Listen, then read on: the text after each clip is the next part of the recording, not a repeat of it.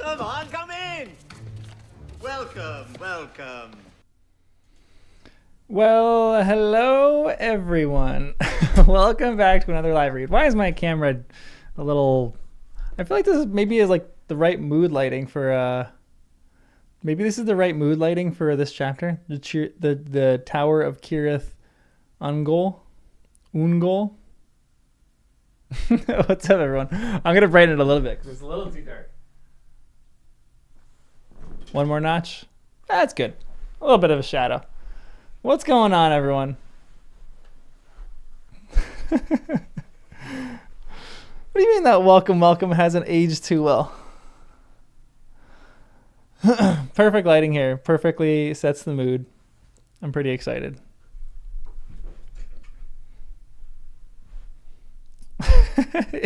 Okay, Michael, interesting that after this chapter, Samwise is going to be my favorite. I don't know. We'll see. Revenant, thanks for the gifted membership. And Rusty Gunner, congrats on the membership. Thank you. Appreciate it. Yes. You changed your name too, Mr. Donato. Nice. I love that. It's funny, anytime I see like an icon, I always associate it with you guys. If you guys ever change your name, it just throws me off. That's what you did too.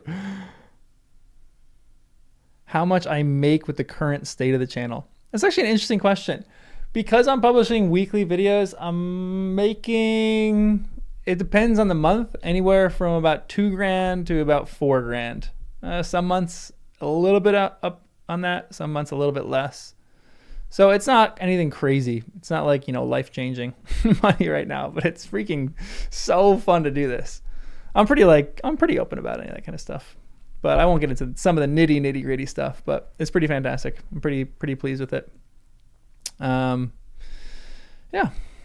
it just depends. Sometimes the views, it just depends on the video too. Like some months I'll go and no video that I do will like really do exceptional. And then like last week I make a video that I think is going to crash and burn and it was going to do terrible. And then it has like 100,000 views in like 4 days, which, go figure. Before we start this, we got to talk about, ranking the Hobbits. Because that video was the Sauron's Terms video.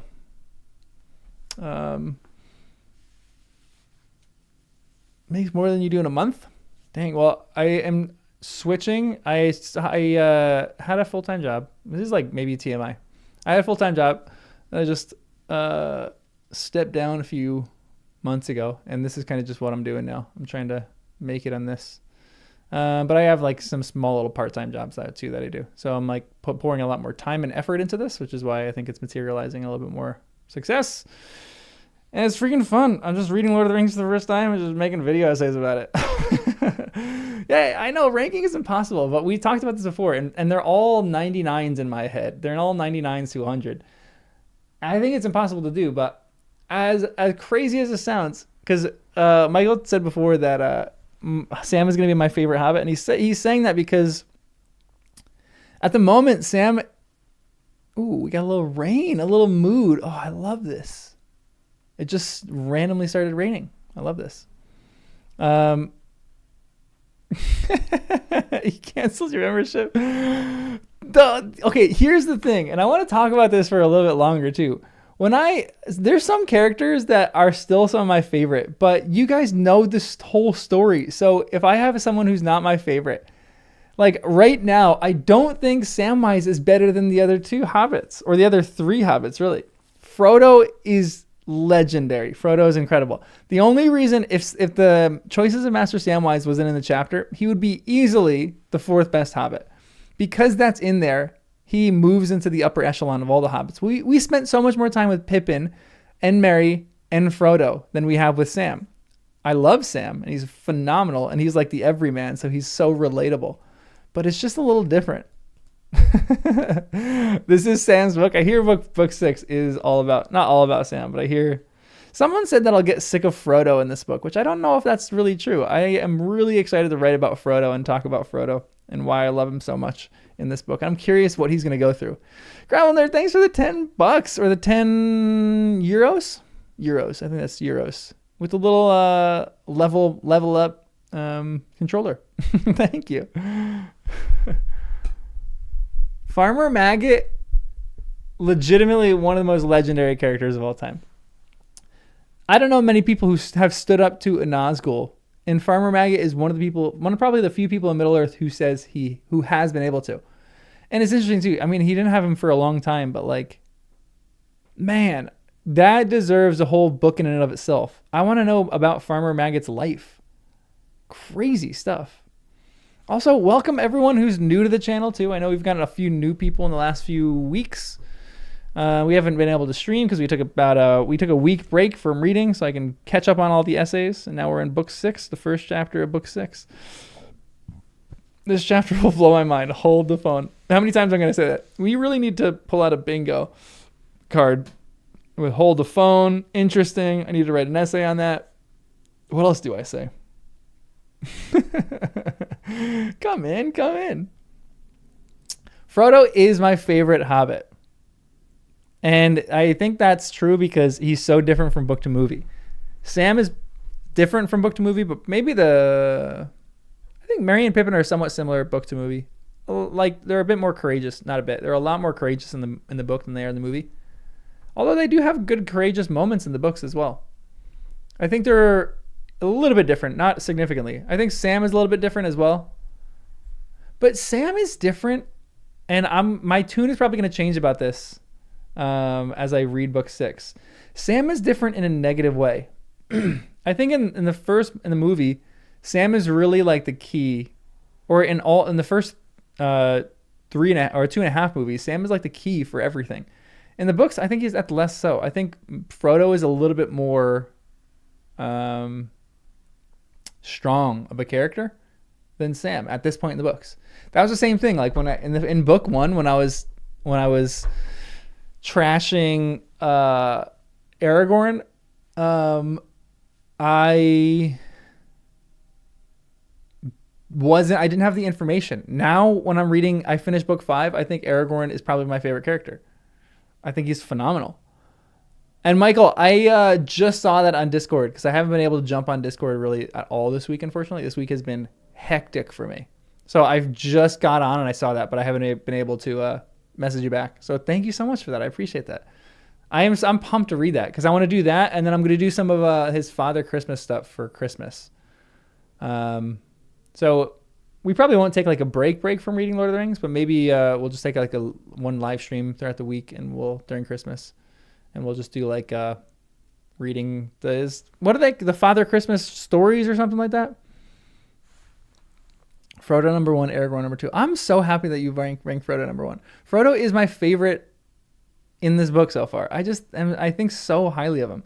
He's just wise, and he just goes through pain. Like he's just kind of whiny in the movies. And the book to movie change is just remarkable for him. He's so much better in the book. He's so great in the book. I just love that character so much. Letters to his kids. The true elf friend. Rippin'. No, guys, I'm so nervous. Pippin is dead. I don't think we're going to figure out for a while, too. But I'm so pumped to figure out how Sam gets back to Frodo. Because that's got to happen, right? Imagine if Frodo dies in the book and they totally change it in the movie. The Father Christmas letters, yeah. No. You're definitely not the only Faramir fanboy. Where's Amani at? Faramir is her favorite person in the world, other than Mr. Darcy. Faramir is such a great character. Faramir is the best. Faramir is one of the most elite characters ever, but I still think Aragorn versus Faramir right now is an interesting debate in my head. I mean, like, ranking characters is stupid. I think both of them are incredible and worthy of praise and adoration. I like Faramir maybe a little bit better because he's more of like a you can't really say he's a common man. There's not a ton of common people in this. Like Baragon is common, Sam is common. There's not a lot of like commoners in this story right now. I was gonna say Faramir is a bit more because he is more of a commoner, but he's more of a commoner than Aragorn, but maybe not. But Faramir in the book to movie changes, maybe the character they botched the most is Faramir. I think Gimli might be one of the characters they botched the most. I still think Gimli, although maybe not as much as Faramir, But John Rhys Davies was so primed to play that role perfectly, and they just didn't give him the right lines, which is a bummer. No, I'm gonna start a channel where I talk about. Whenever I have more time in my life, you know, when I ever have an extra 24 hours each day, I'm gonna start a channel that's first timers classics, and read like Pride and Prejudice and some of the other great classics, and just write essays about those. Just talk about those. Yeah, Gimli was really botched in a disappointing way. He's so much more honorable and noble in the books than the movie. Although he does have a little bit of that nobility in the movies. Not nearly as much. He's just so fantastic in the movie, or in the book. Oh, I love that dwarf. I've modeled my Lord of the Rings Online character after him. John Lee. That's what his name is. No, Rippin. Don't say Rippin. Good morning, everyone. Yeah, he's for sure just comedic relief in the movies, which is such a bummer because Gimli is so fantastic of a character. I still probably think my favorite character. I can't wait to reread it. Oh, I cannot wait to reread. I'm already like so excited to reread the series, but I'm also a little sad that I'm starting book 6 right now because it's like the last book in the journey of reading Lord of the Rings for the first time. It's a little bit sad to me, but I'm still pumped to do it. We gotta keep reading, but I am very excited to go back and reread the series because I can't wait to get back to some of the Gimli moments, because Gimli is legitimately one of the best characters. Ooh, another helpful map on Discord. I gotta pull up all these maps, download these suckers. Let me actually pull that up. Discord. Also, if anybody needs to join Discord, oh yeah, that's a huge map. Thank you. Oh, I need that sucker. Ooh, interesting. Attila, is that the Tower of Barad-dûr? Or no, the Tower of Cirith Ungol? Let me invite anybody who wants to come out to the channel for Discord. If anybody needs to, here is the Discord link. Boom. Did I post that? Nope. There it is. If anybody wants to join. Okay, this map is going to be helpful. Thank you. The Plateau of Gorgoroth. Huh. Yeah, I'm so curious to see what they're going to do when they're in Mordor. It still seems like a really long journey. So, it's just, yeah, I'm curious. Very curious about everything that's going on here. But we'll get there. We'll get there when we get there. We'll get there when we get there. Anybody know what line that movie's from? We'll get there when we get there. It's a real niche reference if anybody knows this. It's not Shrek. I don't think it's Shrek. Wait, it might be Shrek. Oh, no, it is Shrek, but this line is different. This line, okay, so imagine this. There's a dad driving a car, and he goes, "We'll get there when we get there." That's the line. Anybody know what movie that's from? I don't know, but it sounds incredible. Yeah, it's The Incredibles. Well done. One of the greatest moments in that too is, "What are you waiting for?" "I don't know, something incredible, I guess." What a good movie. Arguably the greatest superhero movie of all time. Arguably. I don't know if there's a better you watched that 10 minutes ago. I love that. I don't know if there's a better superhero movie than The Incredibles. Also, Johannes, thank you for the £5 or euros. Pounds or euros. Full sets Atlas of Middle-earth. Steeply discounted right now. Ooh. Wait, no, I think I have that already. I have an Atlas of Tolkien. Wait, let me pull this up. I think I have one that's really controversial, apparently.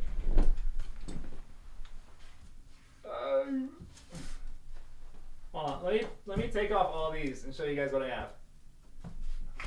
We'll do like a book tour, and then I'll start reading. We'll start in like 15 minutes. We always do a little intro. A little just chill hangout time. I need my blanket because it's cold in my apartment. All right. Hold on. Let me scroll down and chat. Avoid the Kindle version. Okay. David Day. That's what I have. So David Day sucks. WALL-E is not the best Pixar movie. Not even by a long shot. WALL-E is actually my least, well, not my least favorite Pixar movie. I think there's worse Pixar movies. WALL-E gets distracted. The first 30 minutes of WALL-E are a masterpiece. The last bit is a mess, I think. Look at this. I like doing this in like the sun. I love books like this, like beautifully crafted books. Makes me so high. So, Megamind is a great superhero movie. David Day, apparently controversial. So should I ignore David Day? He makes up a lot of stuff and acts like it's canon. Interesting. It's a mithril book cover. Interesting. I know more than David Day. Up is good. Monsters Inc. is probably my favorite. I think Monsters Inc. and Inside Out are probably the two best Pixar. And then Toy Story is obviously in there too, but Toy Story has 4 movies, so I don't know which to pick. All of those are great. So he invented stuff. That's a bummer. It's a beautiful book. I love a well-crafted book, so like I'm still a fan of this. And I haven't gone through this yet. I've just like thumbed through it, looking for some illustrations. There are some cool illustrations in here, I have to say. Like this one. Like he has a chapter on the breeding of orcs. I don't know if I should read that or not. Like that's kind of a cool, this one, kind of a cool image of orcs. I've heard Elio is actually good. Ratatouille is legitimately one of the best too. Up is good. It's not in the top. Up is not in the top 5 for me. It's good, but it's not in the top 5. Let me look for other cool illustrations in this. Like I love like good creative illustrations like this. I need this. Okay, I'm gonna stop looking at that because I feel like there's gonna be spoilers in there for like an image. So I'm not gonna do that. But the cover is cool. Who is that? Smaug? Is it Smaug or Smog? I need to whenever I read Lord of the Rings, or not Lord of the Rings, The Hobbit, I need to figure out how to pronounce those things. I have another David Day, which you guys are gonna hate me for this. The Illustrated World of Tolkien. I saw that and was like, I need that. And some of these illustrations are sick. Little swan ship. Up, I think, is overrated. I think Up is overrated. Smaug? Smaug. Okay, perfect. Smug? Like how Draco Malfoy talks? Smaug. I am going to start Ice and Fire. Well, I started, if any of you want, I'm not going to like post this all the time. Here, let me pull out a link real quick.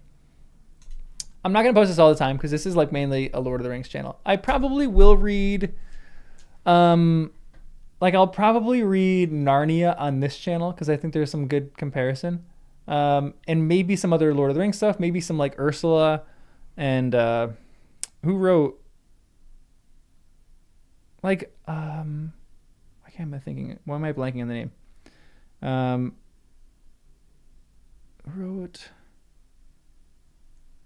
Who's like another Tolkien like writer? Who is the author who?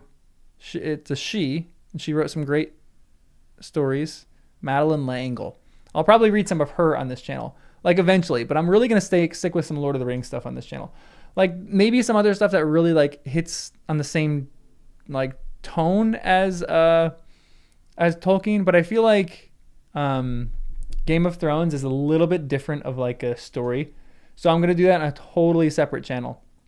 And let me find wherever I posted the link for those channels and then just share them. It's in the, if you go to the about page of my channel, all the other channels that I have are in that. Let me just post this. Boom, boom. Here. If anybody wants to subscribe to some of the other channels, I don't really have a lot of content. I don't have anything for some of these channels yet. Oh, bummer. Hold on. I gotta post these separate. Let's actually see if this does it. There you go. And then there's Game of Thrones. Yeah, I feel like Game of Thrones was so different and controversial from Lord of the Rings, but at the same time, kind of the same. Like, I'm really curious to go through it and like have my like just think through the similarities and the differences between the two. But I felt like I needed to make those separate because I think there's a lot of differences. And then this is the last one that I have. This is my favorite one. Oh, the illustrations that he made are so phenomenal. I love that he was like an artist too. I think my favorite illustration is the trolls. This one. Like this is like who is the guy that did the, like, you can see the trolls in the back here, but it's like dots. It's like that art style. What's that art style? Look how big my hands look. I have huge hands, by the way. This is creepy. I feel like Gollum on the rung of the ladder. It's just so cool.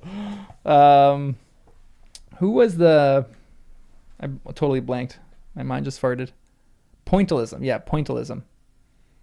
Who was the guy that did Night at the... or A Day at the Park? What's that painting called? I don't know. Yeah, Pointillism is it. But there's some sweet illustrations in here. They're very simple, but they're just like kind of beautiful. Like Rivendell just seems so lovely to me. Like this, he did 2 of Rivendell. This one is so nice. That's like such a retreat. Tad Williams, interesting. Yeah, George. Yeah, that's the one.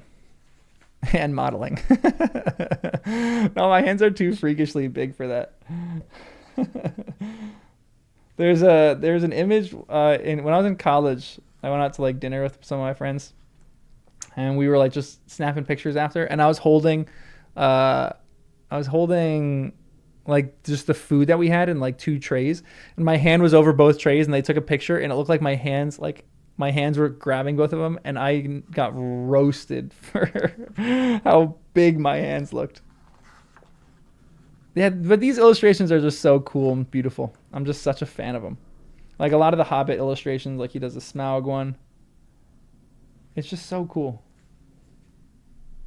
And it's interesting too. This is one that I looked at. I didn't like study this one necessarily. But okay, so like this is fascinating to me.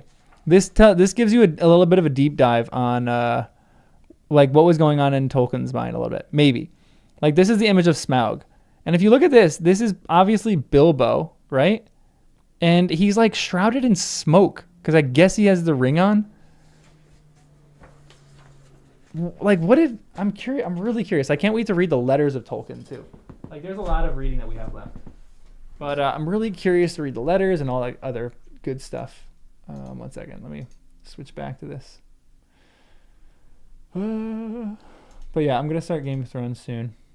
After I finish Lord of the Rings. There's a bunch of stuff that I have to finish when I finish Lord of the Rings. But alrighty. There's a lot of differences between the two. Whoa, what the heck just happened to the chat there? Hold on. You're reading the letters now. The type is tiny. Good to know.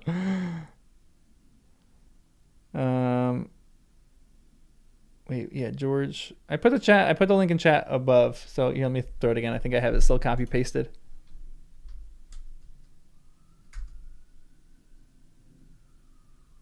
Boom. Wait, what the heck? I need to. Oh, let me change this 1 second. I always forget to change the live chat, and sometimes it misses some chat. What would you guys say is the go-to biography of Tolkien? Did Chris write a biography of Tolkien of Pops?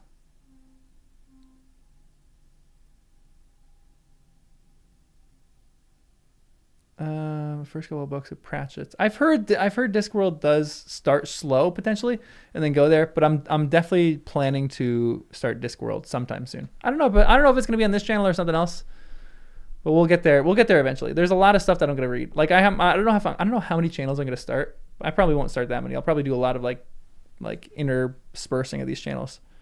John Garth Tolkien and the Great War. Humphrey Carpenter, Tom Shippey. So there seems like there's a few good ones. It's A Song of Ice and Fire, and Game of Thrones was, yeah, that's right. I gotta remember that. Call it A Song of Ice and Fire. It's good to know. Yeah, when I start, I don't know, maybe is Discworld compatible with like Lord of the Rings? Like I was considering, my thought is Dune seems very different from Lord of the Rings as well, so I might do like a Dune, I don't know, like a sci-fi-ish channel potentially. And I might do Dune, and then is Discworld sci-fi or is Discworld fantasy? I don't know a thing about Discworld. I couldn't name an iota about anything in Discworld. By Humphrey. Humphrey seems like the guy. Humphrey Carpenters is the original. Interesting. Discworld is fantasy? Okay. Huh. Children of Time. Interesting. Discworld is nothing like Lord of the Rings. Okay. It's absurdist humor. I've heard Dune is weird too, but I still really want to read Dune. Because I made a video about Dune and the comparison of Galadriel with like the Messiah complex, comparing the Dune movies to the Lord of the Rings books, which probably was a mistake. But I do want to read Dune just to see what his perspective is. Because I mean, like, I don't love nihilistic authors really at all. I think I think a lot of you guys know my opinions on Ayn Rand. I think she is the worst author in the world. I cannot stand Ayn Rand. But I don't love authors who write in that kind of tone. And I don't think Herbert really wrote in that tone, but apparently there's like a little bit of that. Maybe not like elitism, but maybe a hint of that. I don't know. Maybe I'm totally off on that. But we'll see. When I get there. Rand hater. Yeah, I'm a Rand hater. But yeah, there's a lot of split opinions on Dune. I mean, a lot of Lord of the Rings people probably don't love Dune that much because it's a very different perspective, I'm guessing. But yeah, George R. R. Martin is. But at the same time, I think I'm curious to read that just to see if there's how much redeemability there is, or like if the characters really are that gray or anything like that. Dune is Lord of the Rings from Ohio. Legitimately, that sounds like a great description of it. Rincewind. Don't like Dune. Dune is allegory. Interesting. But same thing as like I talked about this with Lewis's work, Narnia. Like I'll probably read Narnia on this channel eventually. I read Narnia once through when I was in like 5th grade or something like that. I don't really remember. I remember the line, The Witch in the Wardrobe, and then I remember the first line I remember a few things. I remember a little bit about the horse and this boy. I remember there was like a chase scene that happened that I really loved. I remember the silver chair is like underground or something. And I remember the first line of the Dawn Treader, which is I think the greatest first line, maybe of all time. I think I could recite it. I think the line is, his name was Eustace Clarence Scrubb. Or there once was a boy whose name was Eustace Clarence Scrubb. And he almost deserved it. Oh, that's such a good line. I probably would consider Game of Thrones nihilistic, but I think there's a difference between a nihilistic author who's writing and a nihilistic, maybe not nihilism is really the word I'm looking for. Like elite combined with nihilistic. Like Ayn Rand was both of those things. If you are smug about your nihilism, I hate that. Oh, I cannot stand that. So we'll get there when we get there. But I know there's a lot of controversy. Some people say that it is nihilistic. Some people say that it's not. So we'll see when we get there. And they're starting the series. Isn't Greta Gerwig producing or directing a series on Narnia? I don't know when it's going to come out. I don't know who is backing that. Is it Amazon or Apple or something like that? Ooh, a little D&D. There's a lot of D&D people that are on this channel. We gotta start like a Lord of the Rings D&D night or something like that. That'd be so fun. I know. I kind of agree with you though, Tom. I'm actually happy that it is like at least it's a way of thinking. Like I don't mind it that much. I think the thing that I get crazy with Ayn Rand about is just her "I'm better than you" attitude. I hate when authors are like that. I hate it so much. Cannot stand it. And to me, she doesn't back it up because her writing is not good. Ugh. I've heard Dungeon Crawler Carl is great. Ryan of Gondor. Is that Dip official? Is that the Ryan? Or is it a different Ryan? Netflix and it looks appalling? Really? Oh no. Bummer. Interesting. Yeah, I'm curious. Whenever I get to these series, I'll like actually make opinions on them. But I'm just saying stuff based on what I've heard right now. So I'm curious when I get there. We'll see when I get there. Mine's better than Tolkien. What are you talking about? That dude could write. I cannot write. I can write an essay, and I would love to be able to like write a story one day. But I don't think. I don't think I have like the chops to build a world like that. I think it'd be so fun to like throw something together, but eventually maybe. Oh yeah, the Silmarillion is up there. So I mean, like, so a lot of you guys know my read plan, but the Silmarillion is in the cards. I'm still debating for whether I immediately after I finish Lord of the Rings reread Lord of the Rings and then go on to the Hobbit. But I don't know if I'm going to do that. If I reread Lord of the Rings, I won't do a lot of essays on it, and I will just essentially do live reads every single day of a full reread of Lord of the Rings, just so I can read it quick and like in succession. And then I might do the Hobbit right after that. But maybe when I finish the appendices, so it's appendices, Hobbit, Silmarillion with everything else in there. And if I do a full, Tolkien rants, 100%. If I do a full live read, like a month-long live read, I will sing every song on there. Every song. I have read, or I have watched Rings of Power, yes. Don't love it. But I don't love it for other reasons other than canonical stuff. Because I know most of the people in this chat would probably hate it because of canonical stuff and how it breaks canonical stuff. I don't like it because it just isn't, it doesn't have like this is my thing. Like Lord of the Rings, when I watch the movies now, they at least were serious, good movies. Like there wasn't like they are different from the books, but they're still a cinematic masterpiece with great casting, even though the writing wasn't perfect. Looking for a career in Broadway. Rings of Power I don't feel like it has that. Like the casting isn't good. There's certain things that just really annoyed me in the series. It just wasn't like a cohesive, good story to me.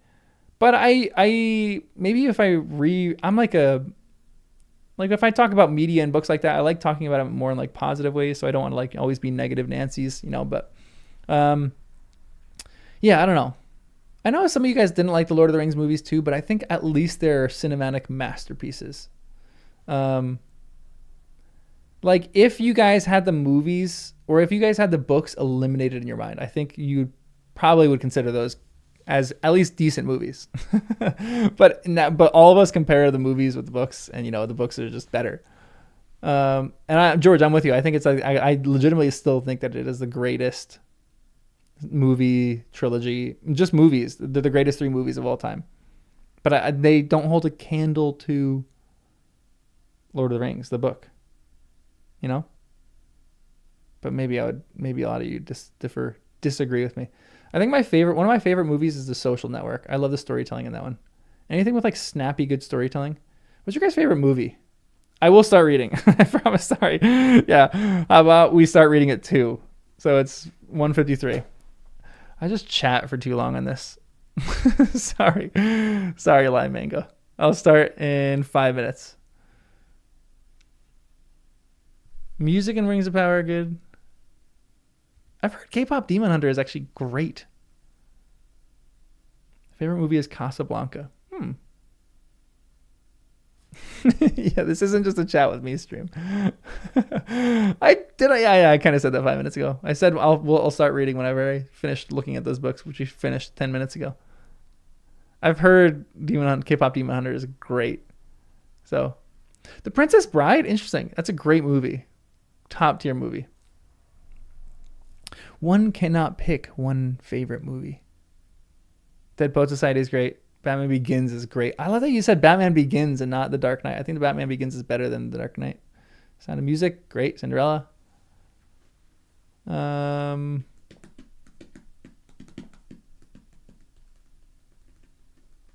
you guys know me. I start in 5 minutes, and then we just chat for 20 minutes before we start. But we will start because this chapter is long, so let's actually just get going right now. I'm a little sad that we're starting book 6 and that my first time read will be over in a few, probably months, like 2 to 3 months. That's a little sad to me. but hey, that's okay. All right, here we go. This is book 6 of The Lord of the Rings, The Return of the King, by J.R.R. Tolkien, the genius himself. This is chapter 1, The Tower of Cirith Ungol. Ungol. The Tower of Cirith Ungol. Sam roused himself painfully from the ground. Wait, hold on. Sorry, read the first line and I need to go back. Why is he on the ground? I need to go back to book 4 really quick. The choice of Master Samwise. Let me read the last paragraph of this. Hold on. Sam hurled himself against the bolten brazen plates and fell senseless to the ground. He was out in the darkness. Frodo was alive, but taken by the enemy. Okay, good. So he's on the ground. I just need to make sure the continuity's there. Also, everyone liked the stream. There's almost 200 people watching. There's only 52 likes. I say that every once in a while, so you're just gonna get annoyed with me. Okay, so he collapsed in a swoon. Good to know. Okay. Sam roused himself painfully from the ground. For a moment, he wondered where he was. And then all the misery and despair returned to him. He was in the deep dark, outside the under gate of the orcs' stronghold. Its brazen doors were shut. He must have fallen stunned when he hurled himself against them. But how long he had lain there, he did not know.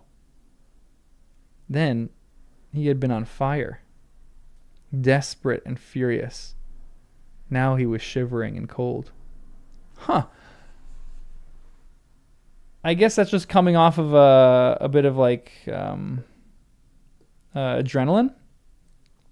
He crept to the doors and pressed his ears against them.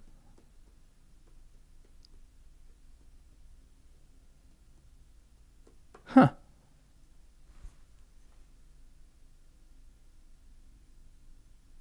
No likes until I read. We're reading now, guys. We're reading. Press his ears against them. Okay. Far within, he could hear faintly the voices of orcs clamoring. But soon they stopped or passed out of hearing, and all was still. His head ached, and his eyes saw phantom lights in the darkness. But he struggled to steady himself and think. It was clear, at any rate, that he had no hope of getting into the orc hold by that gate. He might wait there for days before it was opened. And he could not wait. Time was desperately precious.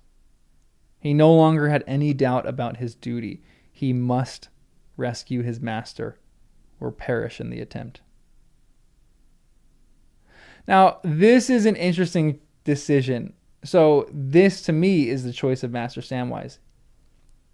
What he actually made a decision on. He's going back to Frodo rather than destroying the ring. Which, in the end, is how they destroy the ring. I am kind of convinced of that. That they don't destroy the ring potentially by focusing on the destruction of the ring. They destroy the ring by focusing on each other. Everyone a group hug. Like, Sam's decision seems like it's a wrong decision here. It's as sad as that might sound. To a person who you need to destroy the ring in order to save all of Middle-earth. His conundrum isn't that. He says, I need to save my friend. I need to save my master. RAFO stands for read aloud, find out. Or read and find out. The perishing is more likely, and will be a lot easier anyway, he said grimly to himself, as he sheathed Sting and turned from the brazen doors. Slowly he groped his way back into the dark along the tunnel, not daring to use the elven light. And as he went, he tried to fit together the events since Frodo and he had left the crossroads. He wondered what the time was. Somewhere between one day and the next, he supposed. But even of the days he had quite lost count. He was in a land of darkness, where the days of the world seemed forgotten, and where all who entered were forgotten too. Now, this is another thing that's really interesting to me, is that like this land, he was in a land of darkness, where the days of the world seemed forgotten, and where all who entered were forgotten too. It's interesting. I gotta think more about that. But this is like the mouth of Sauron forgot his own name. So this is a land where things are forgotten.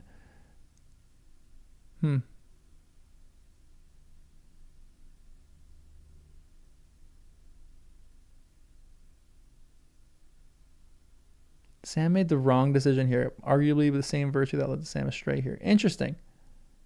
But it does work out for him. Yeah. I wonder if they think of us all. I wonder if they think of us at all, he said. And what is happening to them all the way there? He waved his hand vaguely in the air before him. But he was, in fact, now facing southward as he came back to Shelob's tunnel, not west. Out westward in the world, it was drawing to noon upon the 14th day of March in the Shire reckoning. And even now, Aragorn was leading the Black Fleet from Pelargir, and Merry was riding with the Rohirrim down the Stonewain Valley. While in Minas Tirith, flames were rising, and Pippin watched the madness growing in the eyes of Denethor. Yet amid all their cares and fears, the thought of their friends turned constantly to Frodo and Sam. They were not forgotten. Oh, that's so good. But they were far beyond aid, and no thought could yet bring any help to Samwise, Hamfast's son. He was utterly alone. Oh, I love that. In a land that seems forgotten, that the world seemed forgotten, and all who entered were forgotten too. They are not forgotten. Oh, gosh, come on. I gotta write an essay about that. Sam not forgotten.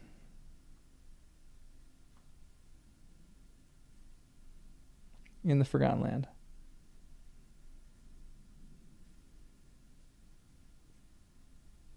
I love that. That's such a good, the power of friendship.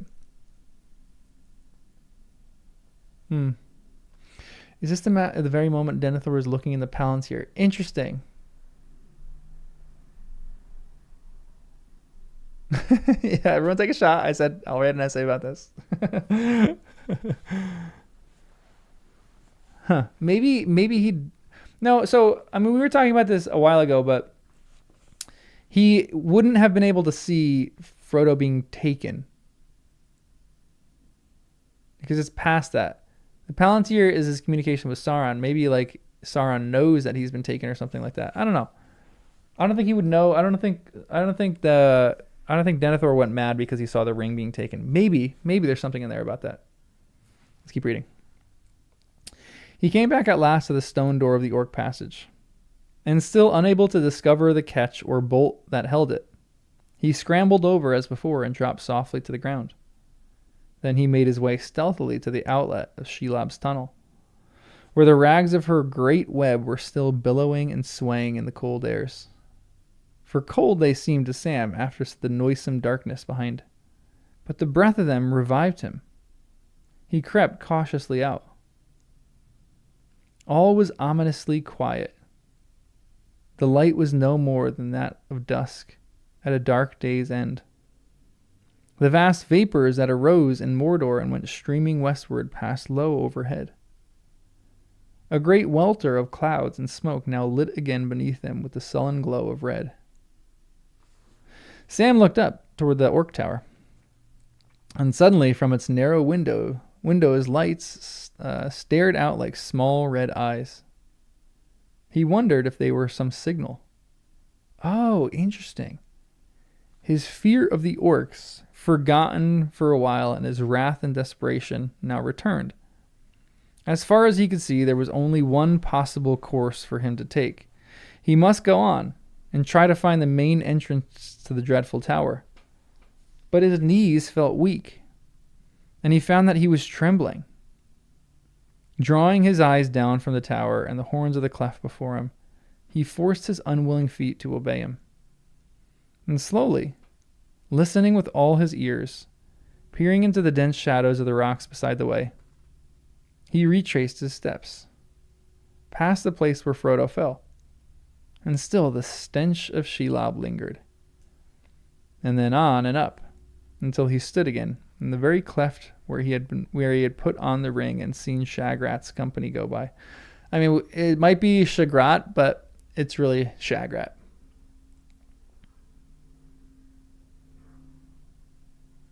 My little Balrog, friendship is magic. You miss Sheila? What the heck?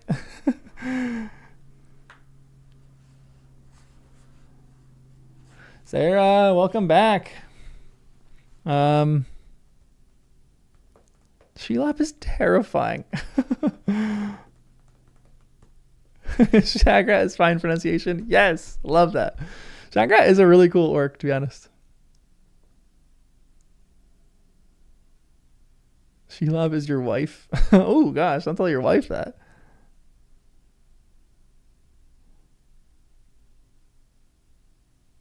Yeah, that was probably my favorite thing in the Choices of Master Samwise chapter. That you could really feel the grief that Sam was experiencing. And he's picked that up here too. You're like getting back into like his mindset. Snagga was mentioned in the Uruk-hai chapter also. Are we going to meet Snagga again? Rat Shag. Isn't that what is that in Parks and Rec? Is a band named Mouse Rat or something like that? He should name it Shagrat. Oh, that sucks. You're having problems with YouTube. Hopefully you fixed that. All right, let's keep reading another few paragraphs. There he halted and sat down. For the moment he could drive himself no further. He felt that if once he went beyond the crown of the pass and took one step veritably down into the land of Mordor, that step would be irrevocable. Huh. He could never come back. Oh. Without any clear purpose, he drew out the ring and put it on again.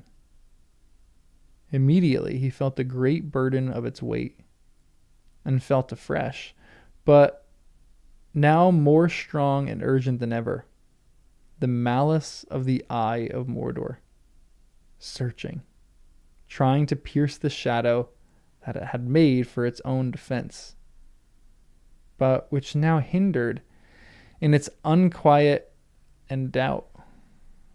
Hindered it in its unquiet and doubt.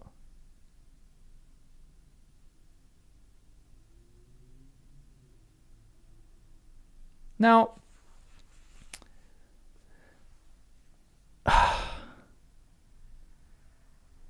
this is so interesting to me because, I mean, I keep thinking about this Denethor situation. Does Denethor see that Sauron sees that they have the ring?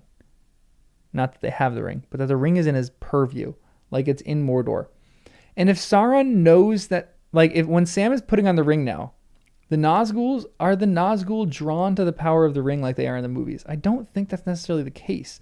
They're drawn to the ring, but not in like when someone puts it on, the Nazgul immediately feel like a beam that they have to go follow. So I don't think Sauron experiences that either. Like when the ring is put on, maybe Sauron feels like some kind of presence of the ring nearby, maybe a little bit more powerful. But I don't think it's like this all-encompassing, like everything fades away except for that.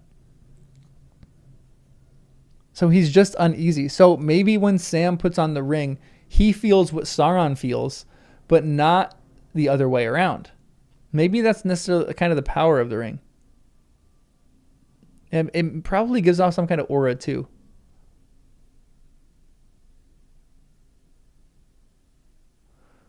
Yeah, close proximity. The Nazgul are out of range. Maybe, yeah. Like, I feel, yeah, maybe like this is not necessarily like a Palantir kind of thing, but because Sauron is the creator of the ring, does putting the ring on let you feel what the creator is feeling? Like, I'm curious to go back in that and see when Frodo puts on the ring, if he's able to like kind of search the mind of Sauron to some extent. Oh no! Did my internet just crash? Hold on one sec. Oh no, we're good. Gosh, that would have sucked. Hold on. Gotta restart this whole thing. Part of Sauron's spirit does have an effect on the wearer. The ring is Bluetooth, not Wi-Fi. That's actually great. There are other powers in Middle-earth, yeah, for sure. And he does have a light. The light seems like it's counteracting the ring to some extent. Yeah, I gotta read and find out more about the ring. I'm sure there's gonna be a lot more information that we're gonna get on the ring. But I feel like there's gonna be a lot of essays on like what the ring actually does, and it is, and all that fun jazz. Okay. One sec. All right, good.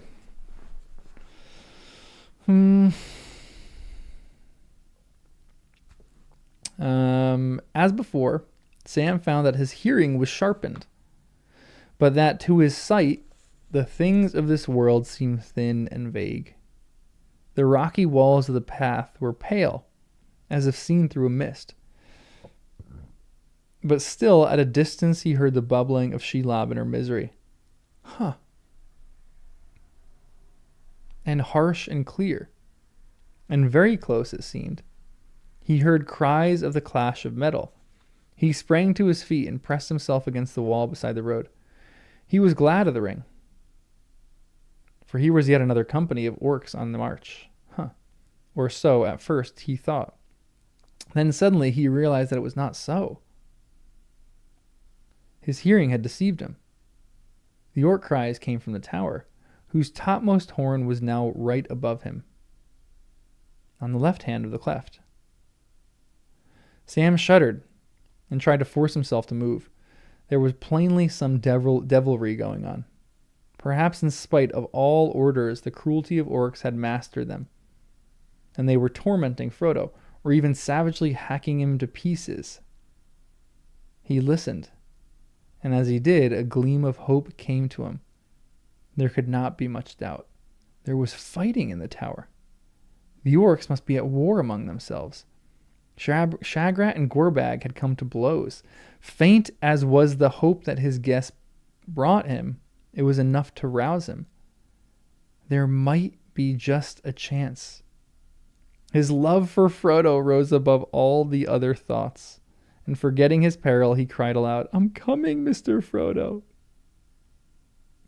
He ran forward to the climbing path and over it. At once the road turned left and plunged steeply down. Sam had crossed into Mordor. Oh, I'm coming, Mr. Frodo. Okay, so you know that moment in the Fellowship of the Ring when he goes, "If I take one more step, it'll be the furthest from home that I've ever been," or whatever he says. That moment comes in Mordor when he's essentially deciding if he should take a step, because it's sadder, because if he takes a step, he almost knows he's going to die. He's deciding between his own life and between his love for Frodo, and his love for Frodo wins, which is lovely. So sad, but what a sacrifice.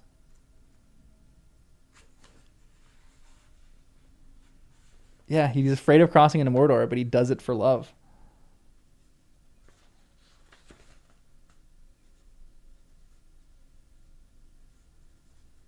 An essay.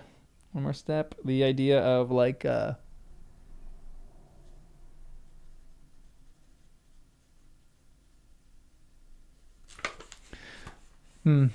step into his own doom, yeah. Yeah, this is his one more step moment for sure. Yeah, and this is a really interesting thing too. Like Sam is really like using this drug right here of the ring. I mean, it's coming in super helpful for him. So he's just like intoxicated for a little bit, but he's using it all the time. I'm curious if there's going to be any repercussions because of this. Is he going to have a hard time giving the ring back to Frodo? Because I'm assuming Frodo takes the ring again, but we'll see. Also, everyone liked the stream. I started reading, so everyone, all 238 people here need to like the stream. Because I started reading, guys. Is the Tolkien illustration of the tower this? Someone sent it in Discord. I think this is it in Discord.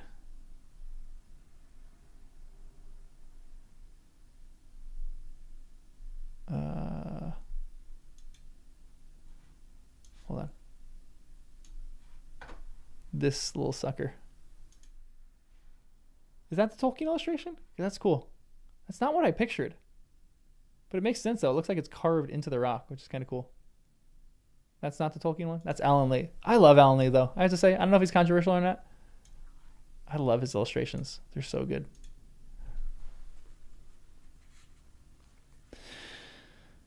Okay. Let's get back to reading. It's a sketch and it looks like a wedding cake. It's faithful to the description. Good, I like that.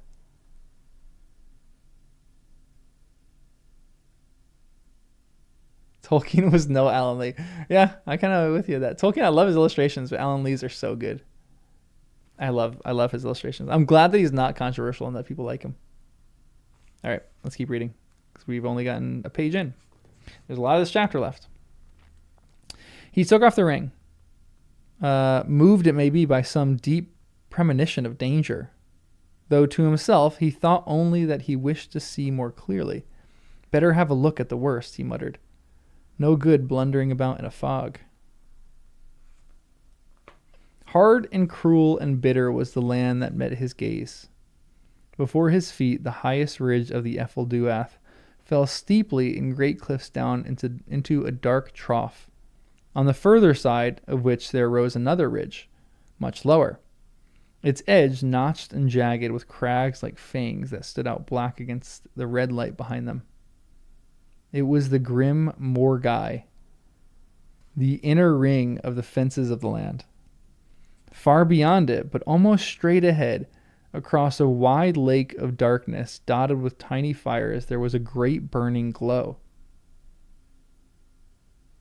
Is this Orodruin? Or however you say that? Is this Mount Doom?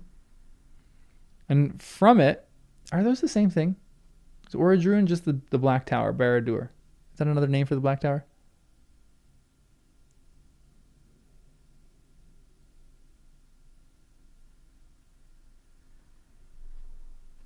Orodruin is Mount Doom. Okay. Orodruin. Read and find out. Yeah, I'll figure it out. Okay, good to know. Taco.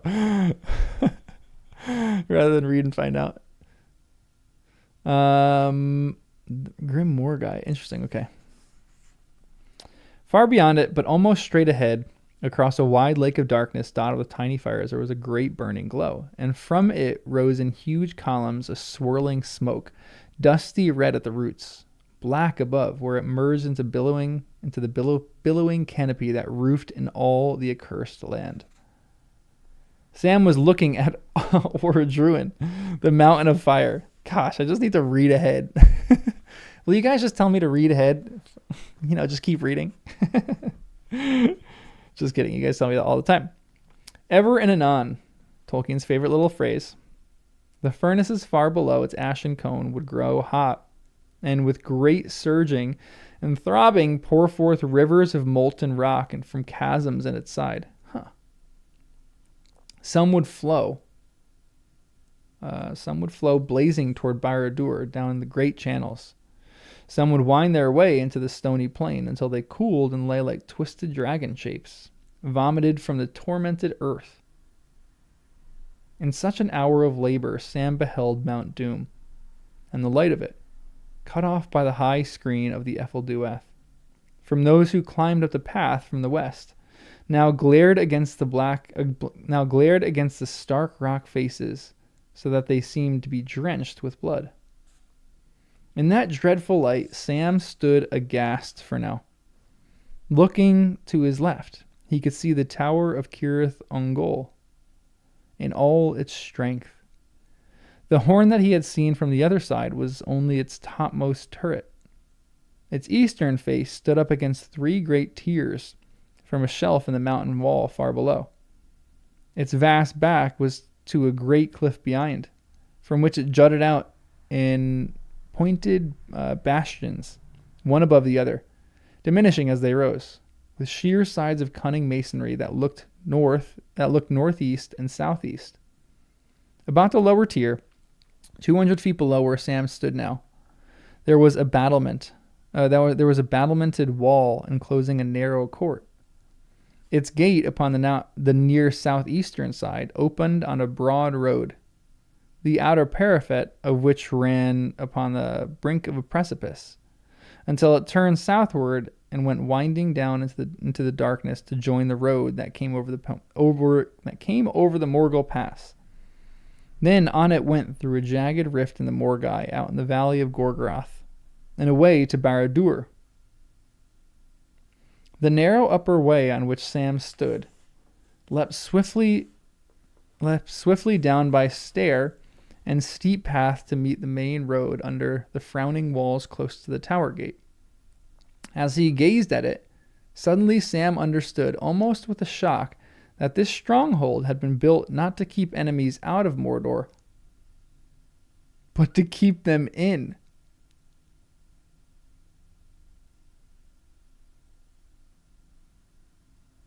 It was indeed one of the works of Gondor long ago.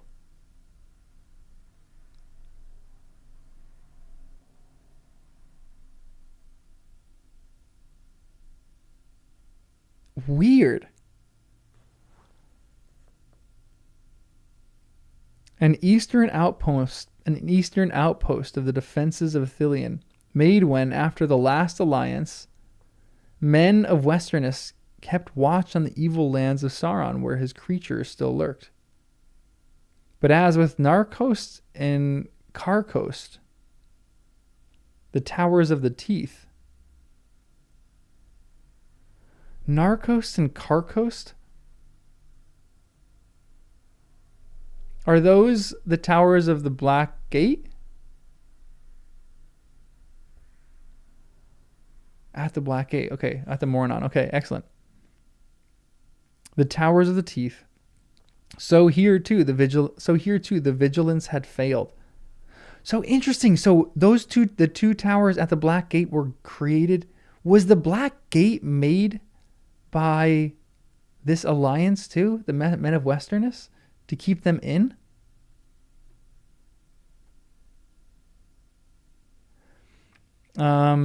And treachery had yielded up the tower of the Lord of the Ring Wraiths. Wait, and so here too the vigilance had failed, and treachery had yielded up the tower to the Lord of the Ring Wraiths.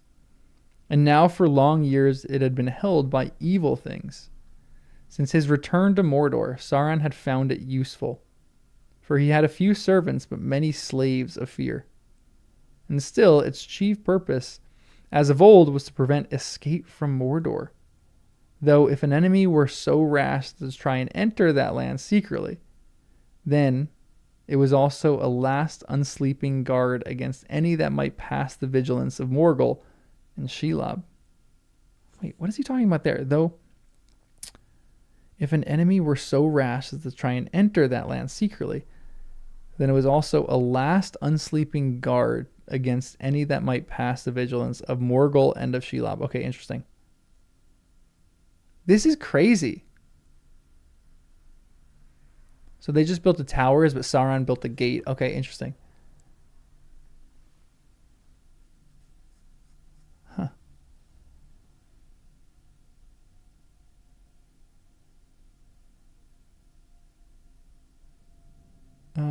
Sauron built things to keep them in. Men to keep an eye on them. Interesting. Yeah. That's creepy that they're actually building things to keep them in that land. Only too clearly Sam saw how hopeless it would be for him to creep down under those many-eyed walls and past the watchful gate. And even if he did so, he could not go far on the guarded road beyond. Not even the black shadows, lying deep where the red glows could not reach, would shield him long from the night-eyed orcs. But desperate as that road might be, his task was now far worse. Not to avoid the gate and escape, but to enter it. Alone. This is the chief evil right now, entering this land alone. But he's going to save Frodo, so he's going to be all right. Come on. Come on, Sam. I want to do like an essay on like, not an essay, but just like a lore dive on why the Tower of Barad-dûr. Or not Barad-dûr. Ungol made by Gondor. That's a creepy sentence or paragraph. That this thing was made to keep them in. Oh, it's really creepy. Also, everyone liked to stream. His thought turned to the ring. But there was no comfort there, only dread and danger. No sooner had he come in sight of Mount Doom, burning far away, than he was aware of a change in his burden. As it drew nearer the great furnaces where, in the deeps of time, it had been shaped and forged, the ring's power grew, and it became more fell, untamable save by some mighty will. As Sam stood there, even though the ring was not on him but hanging by its chain about his neck, he felt himself enlarged, as if he were robed in a huge distorted shadow of himself. A vast and ominous threat halted upon the walls of Mordor. He felt that he had, from now on, only two choices: to forbear the ring, though it would torment him, or to claim it and challenge the power that sat in its dark hold beyond the valley of shadows. Hold on. He had felt that he had from now on only two choices: to forbear the ring, though it would torment him, or to claim it and challenge the power that sat in its dark hold beyond the valley of shadows. What? That's crazy. I feel like I know what his decision is going to be, but I'm a little nervous right here. Already the ring tempted him, gnawing at his will and reason. Wild fantasies arose in his mind, and he saw Samwise the Strong, hero of the age, striding with a flaming sword across the darkened land, and armies flocking to his call as he marched to the overthrow of Barad-dûr. And then all the clouds rolled away, and the white sun shone, and at his command, the Vale of Gorgoroth became a garden of flowers, and trees brought forth fruit. He had only to put on the ring and claim it for his own, and all this could be his. Or all this could be. Whoa! This is crazy. Do it. What the heck? This is the choice of Master Samwise. Like, this is really the choices of Master Samwise chapter. This is a continuation of that chapter because he has a lot of choices to make. Yeah, he's even thinking about a gardener here. It's like fanning into his infatuation with gardening. It's using his loves against him. Whoa, this is crazy.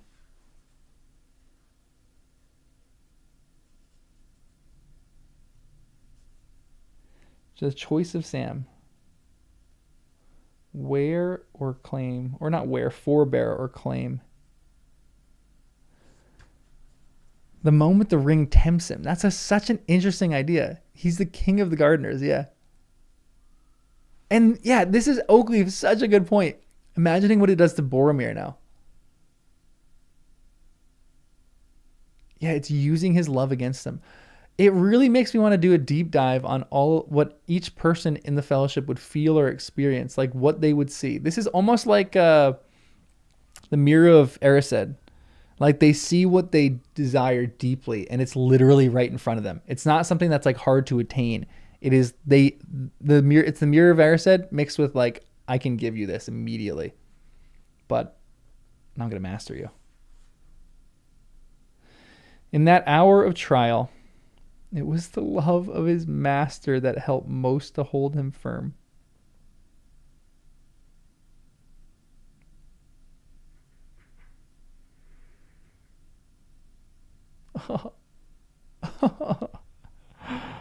This is so good.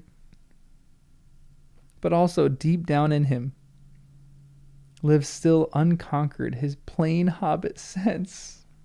This is it. This is the thing for what makes hobbits so good. Their plain hobbit sense. Plain creatures like this. Oh. He knew in the core of his heart that he was not large enough to bear such a burden, even if such visions were not a mere cheat to betray him. The one small garden of a free gardener was all his need and due.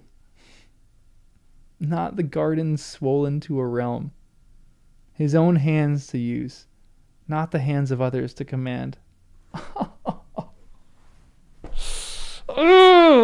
Like, these are the paragraphs that make me mad because he is just premier. Like, are you kidding me with that paragraph?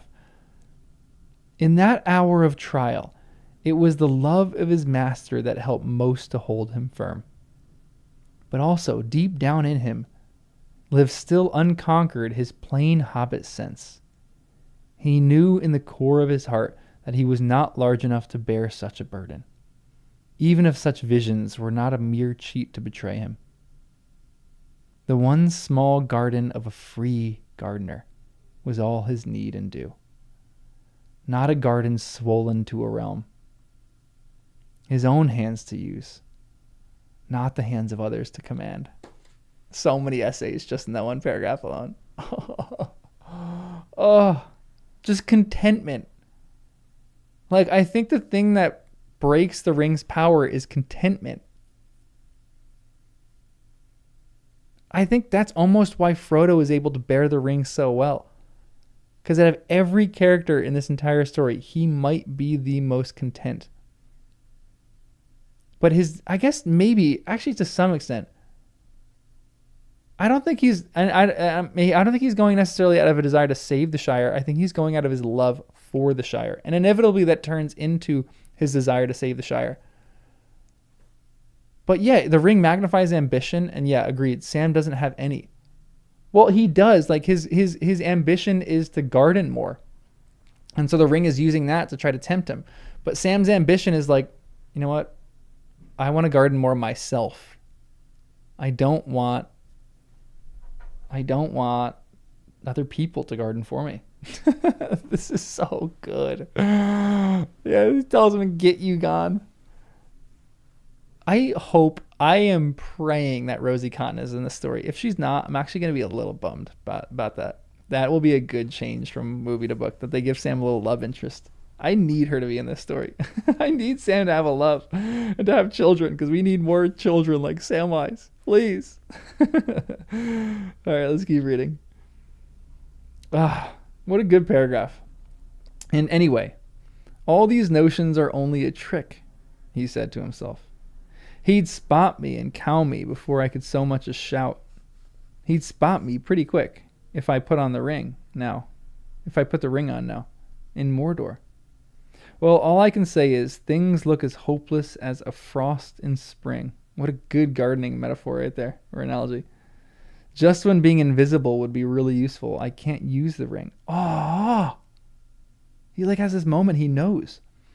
And if I ever get any further, it's going to be nothing but a drag and a burden every step. So what's to be done? He was really not in any doubt. He knew that he must go down to the gate and not linger anymore. With a shrug of his shoulders, as if to shake off the shadow and dismiss the phantoms, he began to slowly descend. Sam defeats Sauron's temptation with a shrug of his shoulders. He just goes, meh. That is crazy. That is so good. He's just like, I want to guard myself. Oh. With each step, he seemed to diminish. Oh, what the heck? What a great sentence. With each step, he seemed to diminish. Is that it? So this is an interesting sentence, because is this a negative thing or a positive thing? I almost think it's both.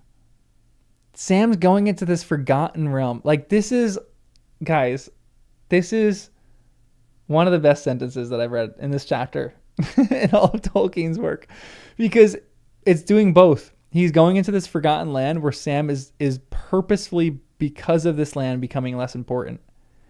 But also, the funny thing is that is the key to keeping the ring safe to destroy, because Sam's ego is also plummeting. He doesn't care about becoming the biggest gardener in the test.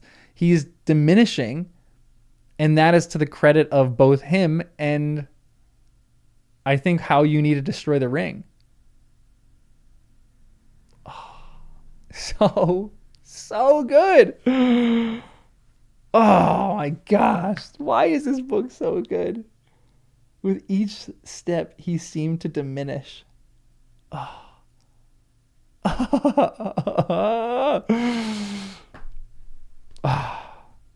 I just get so annoyed with how good this book is. He had not gone far before he had shrunk again to a very small and frightened hobbit. He was now passing under the very walls of the tower, and the cries and sounds of fighting could be heard with his unaided ears. At the moment, the noise seemed to be coming from the court behind the outer wall. Oh, man. Sam was about halfway down the path when, out of the dark gateway into the red glow, there came two orcs running. Shagrat and Gorbag? They did not turn toward him. I always say that. In the English, they did not turn towards him. But in America, we say toward. Toward. They did not turn toward him. I'm going to keep saying toward. They were making for the main road. But even as they ran, they stumbled and fell to the ground and lay still. Sam had seen no arrows, but he guessed that the orcs had been shot down by others on the battlements, or hidden in the shadows of the gate. He went on, hugging the wall on his left. One look upward had shown him that there was no hope of climbing it. The stonework rose 30 feet without a crack or ledge, to overhanging courses like inverted steps.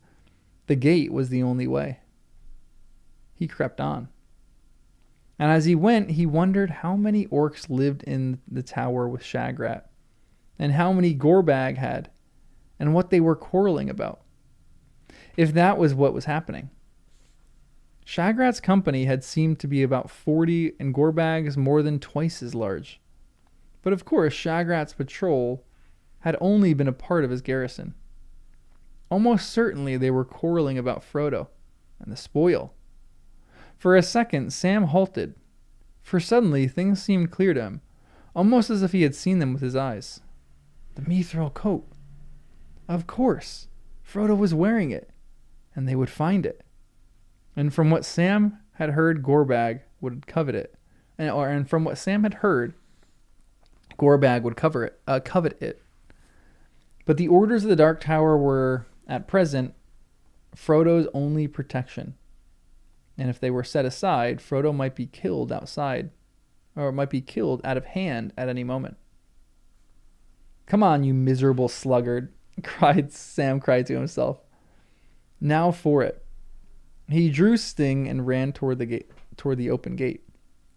But just as he was about to pass under its great arch, he felt a shock, as if he had run into some web like Shelob's, only invisible.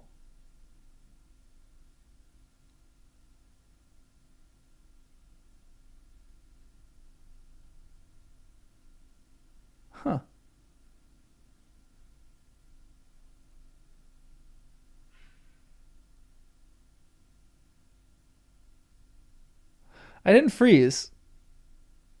I'm just thinking. If your stream is freezing, I have no problems on my end. I don't think my internet's out. I have no drop frames, and we're only using 0.7% of my CPU, so we're cruising right now. This is interesting. As if he had run into some web like Shelob's, only invisible. He could see no obstacle. This is so weird. But something too strong for his will to overcome barred the way.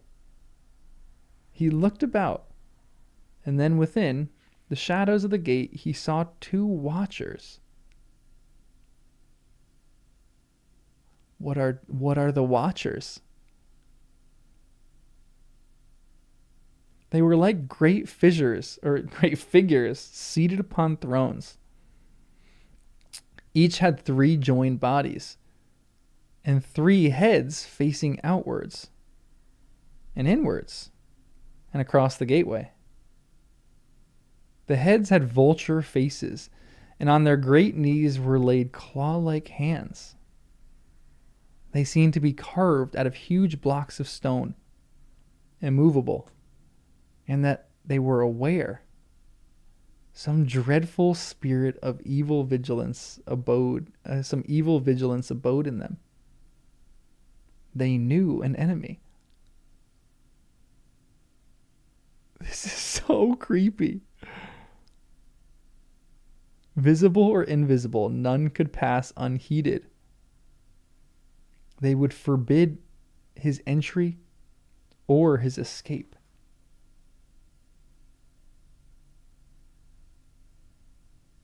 What the heck? This is so creepy. So these are in Minas Morgul in the movies. I guess they do have some kind of power in the movies. But their power is a little bit more clear here. They seem like... what were those statues in Rohan of those men? What were those called? They seem like that. There's like an aura about them.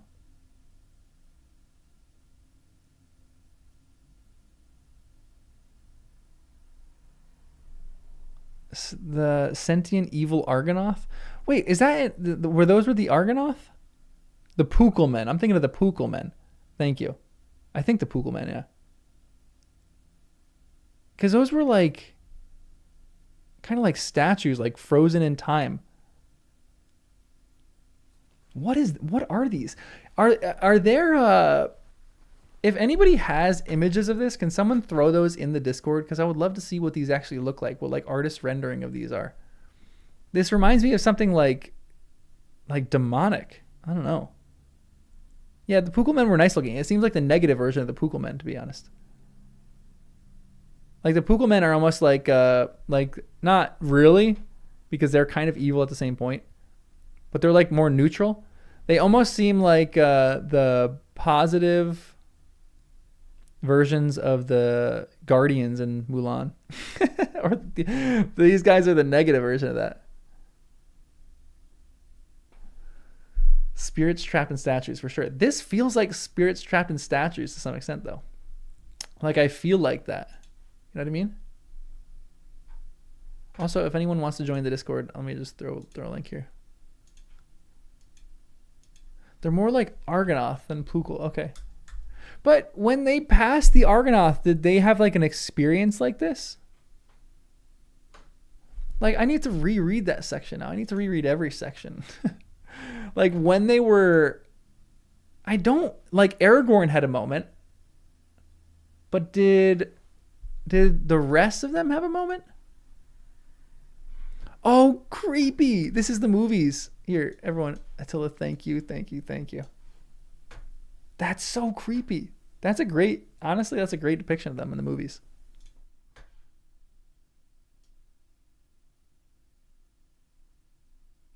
It's crazy. It's kind of cool.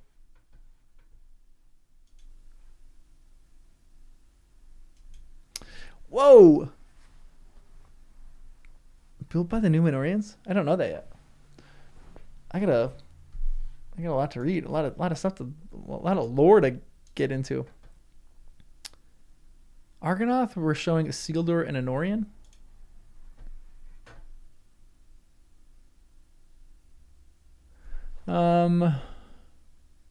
Yeah, for sure feels like it represents a point of no return. Like if Sam goes in, he's either going to be kept in or he's just not going to be able to get in by this. Argonath. Where's the little accent? Argonath. So this is like Barrow-wights. This is like this is weird. It's almost this is so bizarre. I was gonna say it's kind of like the lights in the marshes, in the dead marshes, but it's not at all like that. But it is some kind of like aura. Yeah, I gotta keep reading. Interesting. Creepy, cool statues, but the spirits, yeah. Hold on, let me write it. Actually, I want to talk about this or think about this and write an essay on this.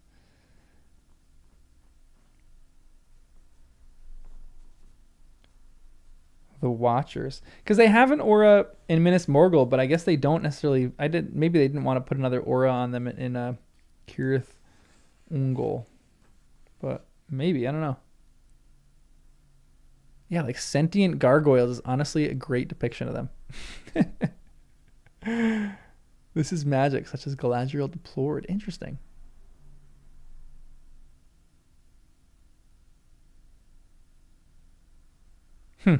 Interesting. A combination of door lock and doorbell. Honestly, it kind of feels like that too. Send me a post. Hold on. Let me check. One quick last foray before we get on. Get on with it. That makes me crack up.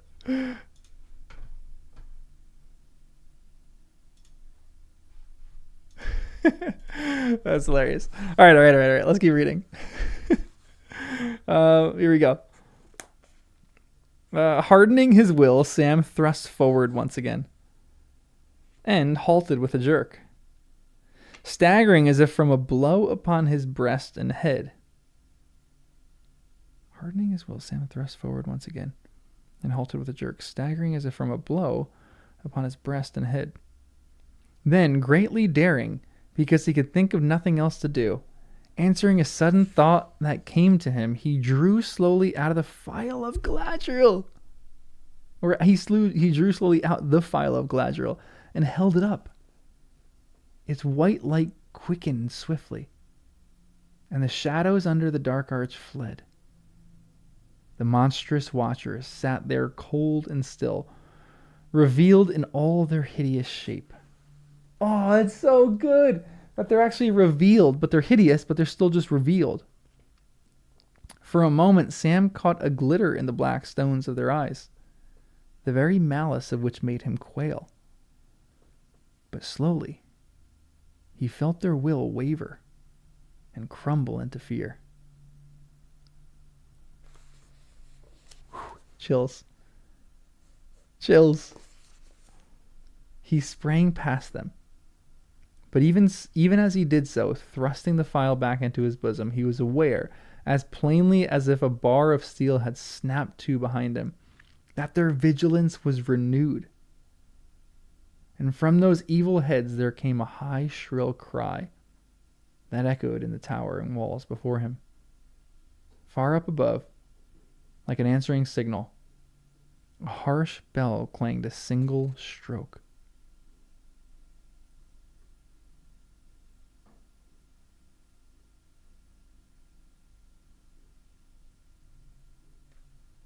Whoa, hold on. Hold the phone. Yeah, there's your hold the phone moment.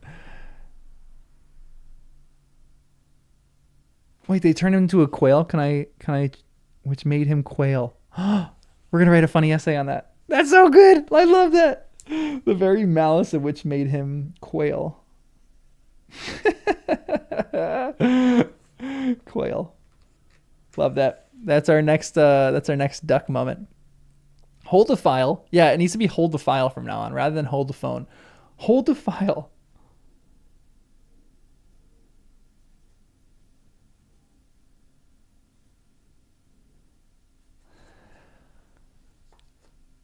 This bell is signaling that he's like entering in. It's like a little it's like when you walk into like a little store and they have the bell there. That's actually crazy. It's like announcing his arrival. I guess it's announcing someone's come into Mordor. Or someone's come into the tower. A little ring camera. The quail, the leeches, and now the quick duck. Exactly. Yeah, a car alarm going off in the middle of the night. Absolutely. Absolutely. Dang. Kind of crazy. Yeah, a little warning bell. Ding, ding. Sam's here. That's done it, said Sam. Now I've rung the front door bell. Well, come on, somebody, he cried. Tell Captain Shagrat that the great elf warrior has called with his elf sword, too. There was no answer. Sam strode forward. Sting glittered blue in his hand. The courtyard lay in deep shadow, but he could see that the pavement was strewn with bodies. Right at his feet were 2 orc archers with knives sticking in their backs. Beyond lay many more shapes, some singly as they had been hewn down or shot, others in pairs, still grappling one another, dead in the very throes of stabbing, throttling, biting. The stones were slippery with dark blood. Oh, gosh. 2 liveries, Sam noticed, one marked by the red eye, the other by a moon disfigured with a ghastly face of death. This is the like the sigil of Minas Morgul. Yeah, it must have smelled so bad in there. Chihuahua energy. Having become a magician, Sam now becomes a warrior. There's an essay in that. That's actually kind of cool. I'm curious what that looks like. The moon. Oh, what is it? How does it describe this again? A moon disfigured with a ghastly face of death. Is this the Witch King's face, you think? Like the Witch King's face, but in the moon, the man in the moon. But he did not stop to look more closely. Across the court, a great door at the foot of the tower stood half open, and a red light came through. A large orc lay dead upon the threshold. Sam sprang over the body and went in, and then he peered about at a loss. A typical Chad moment. Just a generic skull. Interesting. I want to look that up, but I'll look that up later. The flag, what the flag actually looks like. Also, everyone liked to stream. You know, I gotta say that every so often, you know. Also, you can become a member too if anybody wants to become a member. Get extra little content, little live streams with us just chatting about the book. Minas Morgul insignia, yeah. Heard about it in Bree. What do you mean? Did we hear about this in Bree? Just that thin line between stupid and brave. What other option does Sam have, though? That's the question. Maybe he thinks he can walk into... Maybe he should be on the path of destroying the ring. That's honestly the more rational, better decision. But his love for Frodo is still overshadowing all of that. Did I misspeak a word? That was decaying. Yeah, 16 pages left. We still have a while. This is a long chapter. I love long chapters, guys. They're my favorite. They're the best. But I'll read a little faster now. A wide and echoing passage led back from the door toward the mountainside. It was dimly lit with torches flaring in brackets on the wall, but its distant end was lost in gloom. Many doors and openings could be seen on this side and that, but it was empty save for 2 or 3 more bodies sprawling on the floor. From what he had heard of the captain's talk, Sam knew that, dead or alive, Frodo would most likely be found in a chamber high up in the turret far above. But he must search for a day before he found the way. What is a day? Like a torch?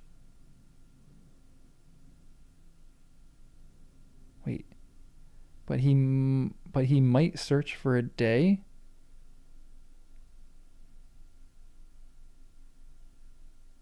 Oh, that's just saying he has low hopes. Interesting. Frodo would most likely be found in a chamber high up in the turret far above, but he might search for a day before he found the way. Oh, he might just search. Oh, I'm an idiot. He might just search for a day. He might just search for a long time. Wow. Sometimes you have like brain farts when you're reading, guys. You just got to excuse me on that. Sometimes you're just an idiot when you read and it takes you a long time to figure out a sentence. That's a really basic sentence. Gosh, that was a rough one. Sorry, everyone. I was trying to take some real big, deep meaning into that, and it's literally just I needed to reread the sentence and it would clear away. Yikes. Well, that was embarrassing. Tolkien would be proud.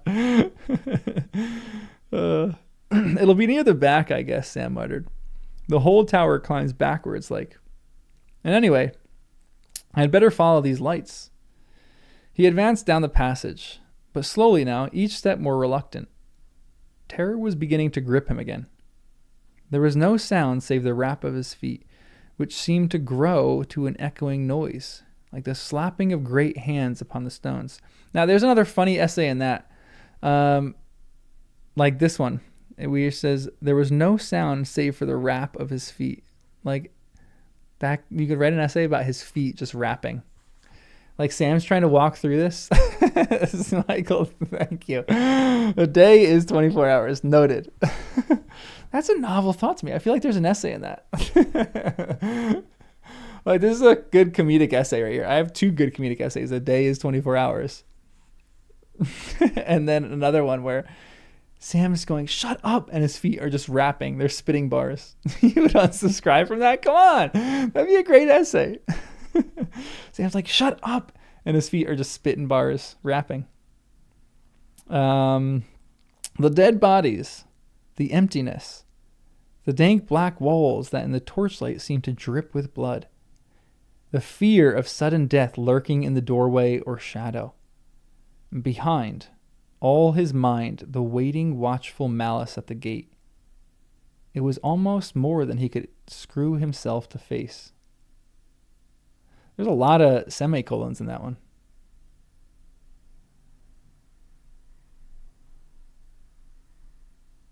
The Hobbit feet. A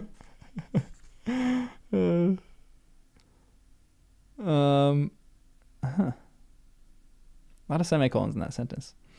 He would have welcomed a fight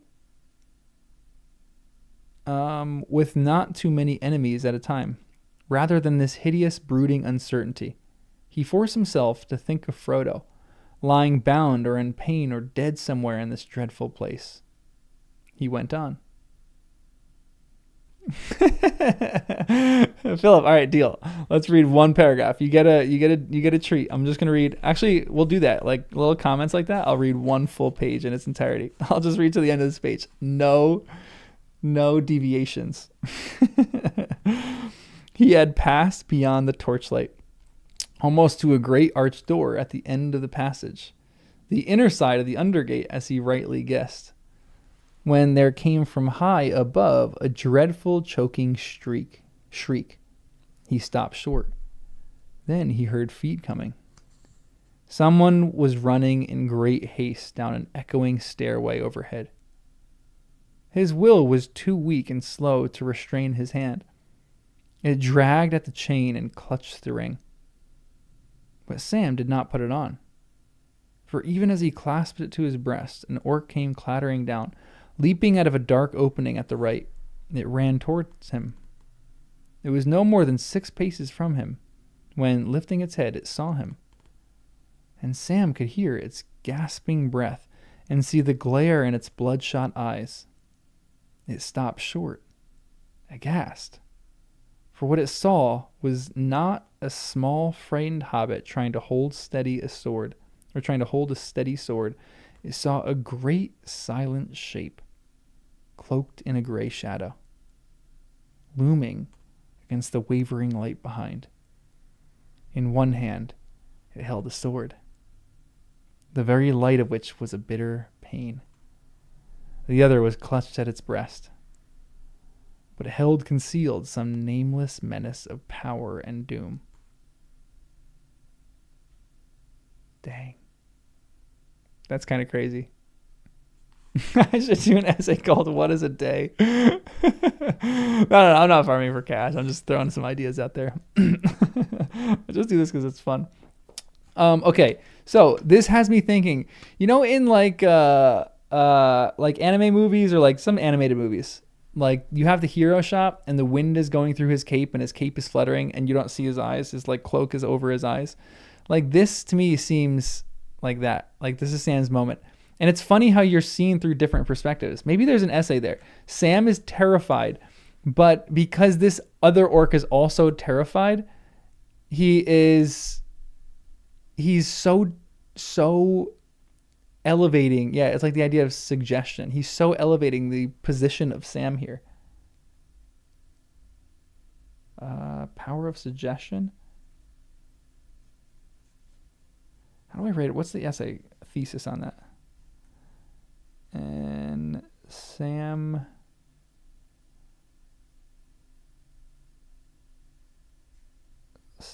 fear and orc sphere, I guess. It's so I thought it was initially the power of the ring, but I don't know. Okay, I'll keep reading. I think it's a psychological effect. Maybe it's like the aura of the ring around him, but I also think it's just this guy's blind fear for the battle that he was just in. Because he's running down this passage already terrified. And so he looks up and he sees this figure.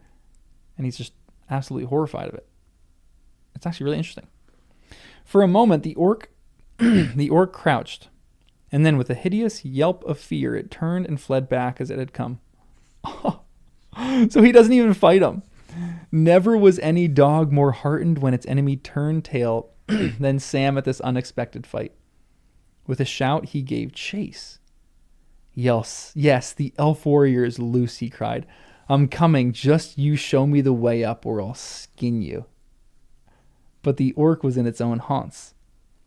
Nimble and well-fed, Sam was a stranger, hungry and weary.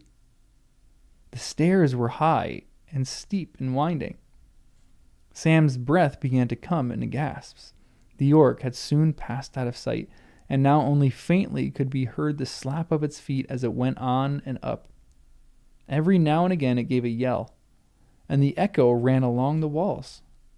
But slowly all sound of it died away. Sam plodded on.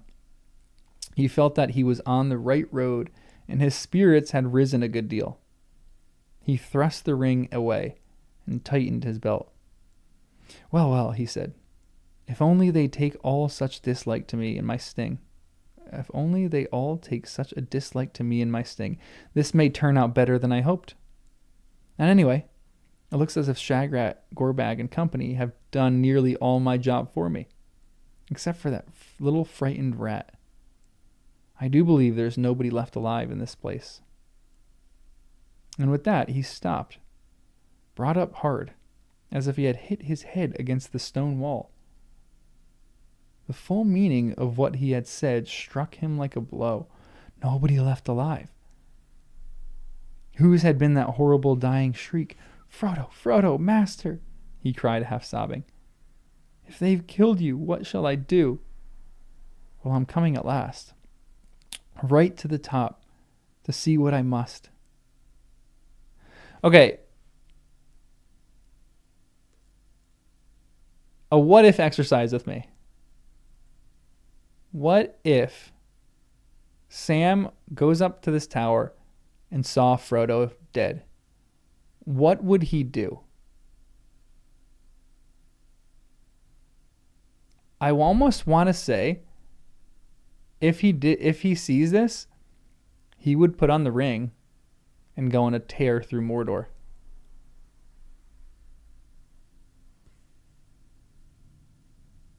Resurrect Frodo using the power of the ring. Legitimately. Honestly, he would just bawl. Honestly, I feel like that would probably be it. Is this a read and find out moment? Does this actually happen? Does Frodo die? Okay, let's keep reading. He's looking at a lot of this chapter to get through. Are we halfway through this chapter yet? Yeah, about halfway. Another like hour of reading. Oh, I love this chapter. Excuse me. Let me get a little swig of water real quick.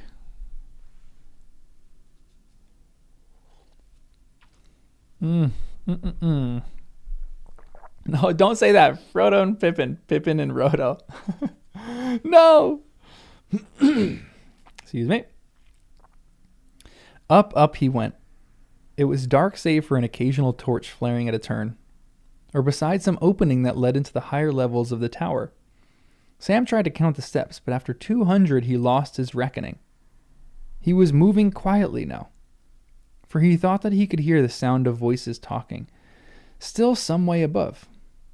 More than one rat remained alive, it seemed. All at once, when he felt that he could pump out no more breath, nor force his knees to bend again, the stair ended. He stood still. The voices were now loud and near. Sam peered about. He had climbed right to the flat roof of the third and highest tier of the tower, an open space about 20 yards across with a low parapet. The stair was covered by a small dome chamber in the midst of the roof, with low doors facing east and west. Eastward, Sam could see the plain of Mordor, vast and dark below, and the burning mountain far away. A fresh turmoil was surging in its deep wells, and the rivers of fire blazed so fiercely that even at this distance of many miles, the light of them lit the tower top with a red glare. Westward, the view was blocked by the base of the great turret that stood at the back of this upper court and reared its horns high above the crest of the encircling hills. Light gleamed in a window slit. Its door was not 10 yards from where Sam stood. It was open, but dark, and from just within its shadows, the voices came. At first, Sam did not listen. He took a pace out of the eastward door and looked about. At once he saw that up here, the fighting had been fiercest. All the court was choked with dead orcs, or their severed and scattered heads and limbs. Another interesting, crazy point is what comes in the end of book 5 is essentially they have these things, and they say they have a prisoner, they have someone captive. And in this moment right now, you're going, oh, they for sure taken Frodo.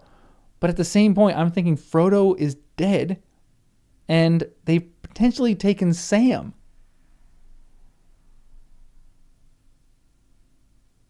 Man. Crazy. Anyway, just a random little thought.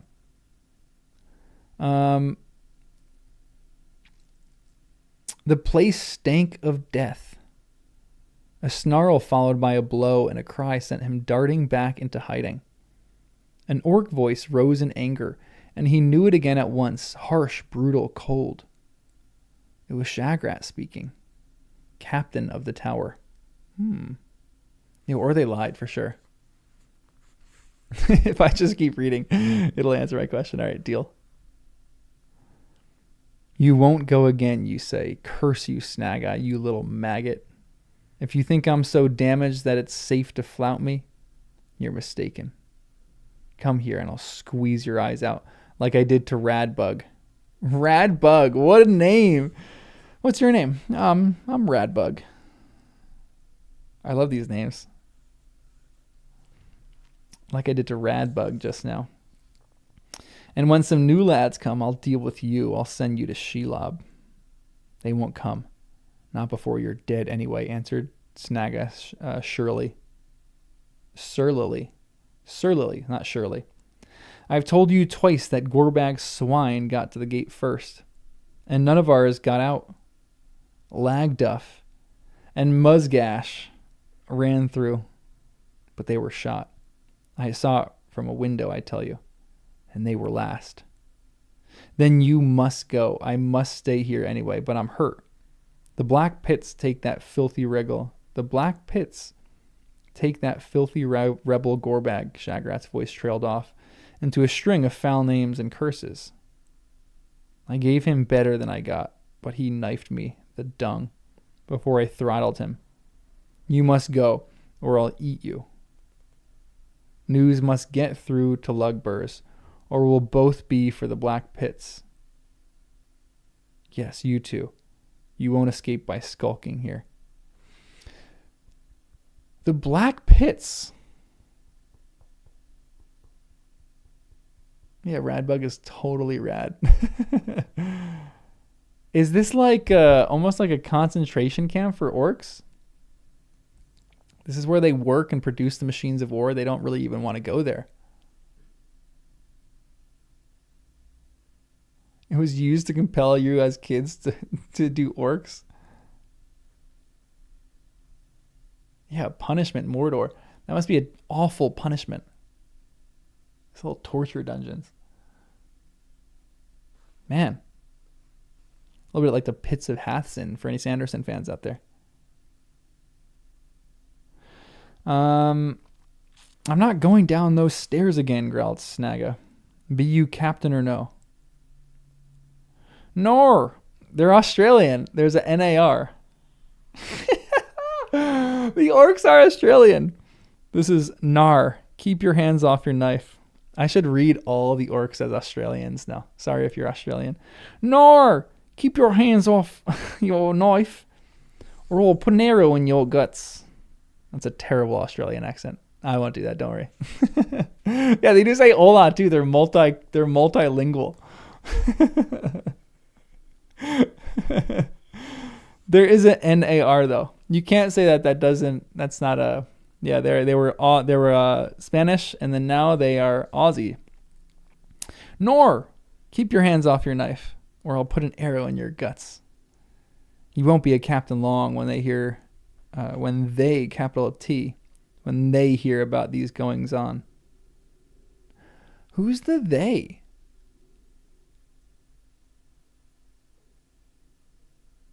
Yeah, our Aussie here. Sorry about that. Orcadile Dundee. Is there like a trinity of Sauron and company? Or are they talking about the Watchers? You won't be a captain long when they hear about all these goings on. I fought for the tower against those stinking Morgul rats. But a nice mess you two precious captains have made of things, fighting over this swag. That's enough from you, snarled Shagrat. I had my orders. It was Gorbag started it, trying to pinch that pretty shirt. Well, you put his back up, being so high and mighty. And he had more sense than you anyway. He told you more than once that the most dangerous of these spies was still loose. And you wouldn't listen. And you won't listen now. Gorbag was right, I tell you. There's a great fighter about. One of those bloody-handed elves. Or one of those filthy Tarks. Wow, one of the few times there's a note in my book that says see Appendix F, page 1105. I don't necessarily want to look, but can someone tell me what a Tark is? Sounds like a negative word for a human, a man. Númenóreans, the men of Gondor. The Tarks are the men of Gondor. Interesting. Or a ranger. Appendix F says, in jargon talk, man of Gondor was a debased form of Tarkil, the Quenya word used in Western for Númenórean descent. Gondorian specifically. Okay. Huh, interesting. Tark is a slang for Gondorian or Dunedain. Okay. Interesting. Wait, another word for wizard? Is it? He's coming here, I tell you. You heard the bell. He got past the Watchers. And that's Tark's work. He's on the stairs. And until he's off them, I'm not going down. Not if he were a Nazgul, I wouldn't. So that's it, is it? Yelled Shagrat. You'll do this and you'll not do that. And when he comes, you'll bolt and leave me. No, you won't. I'll put red maggot holes in your belly first. Out of the turret door, the smaller orc came flying. Behind him came Shagrat, a large orc with long arms that, as he ran crouching, reached to the ground. But one arm hung limp and seemed to be bleeding, and the other hugged a large black bundle.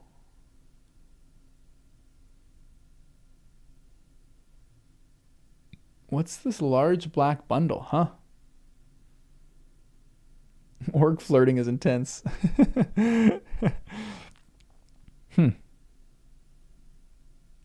In the red glare, Sam cowered behind the stair doors, caught a glimpse of his evil face as it passed. It was scored as if by rending claws and smeared with blood. Slaver dripped from its protruding fangs. The mouth snarled like an animal. Hold on.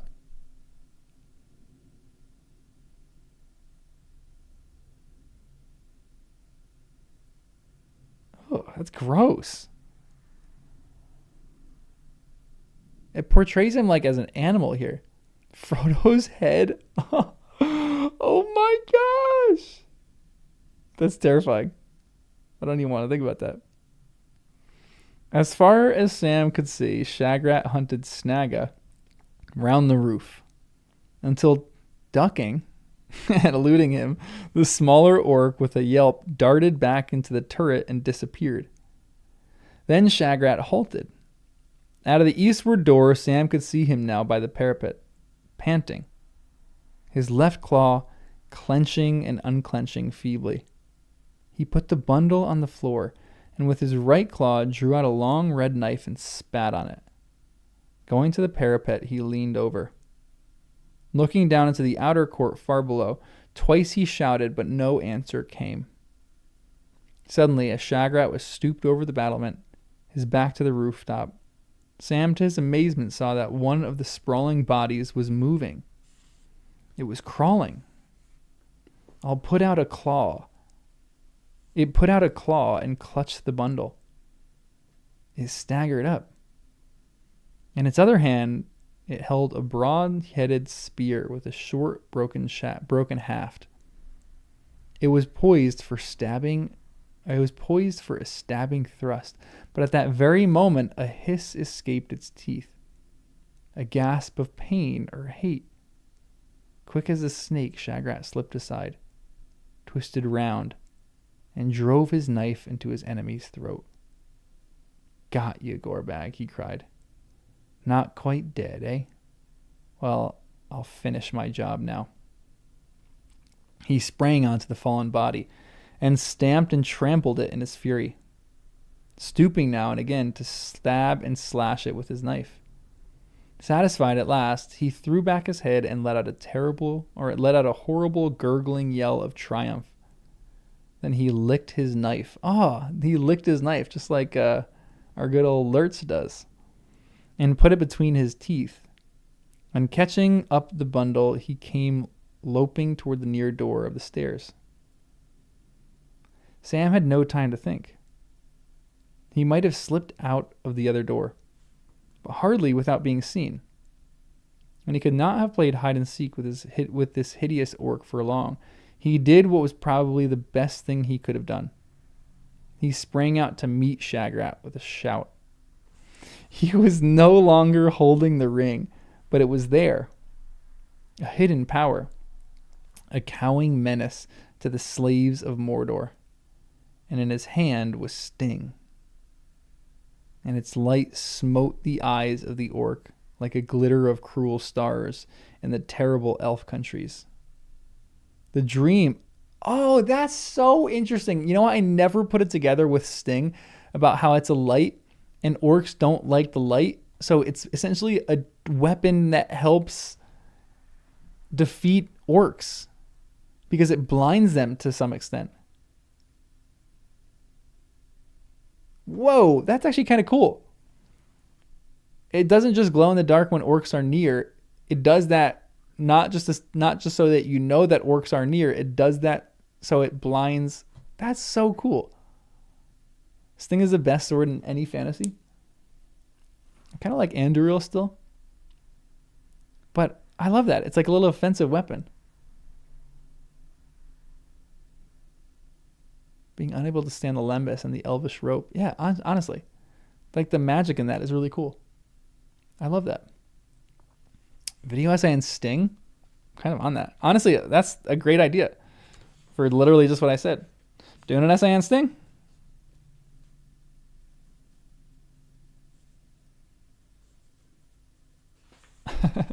Thanks for the $2 too. I appreciate it.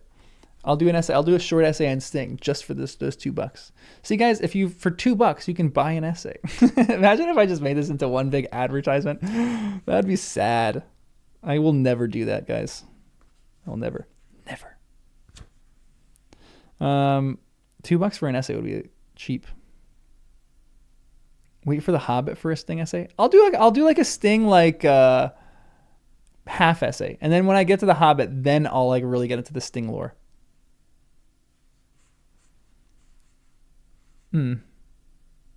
Sting is Glorfindel's old knife. Is that a little personal fan theory? I kind of like that. Is that like a little headcanon of yours? That'd be kind of sweet. It's interesting. I'm curious about the lore and the history of that blade.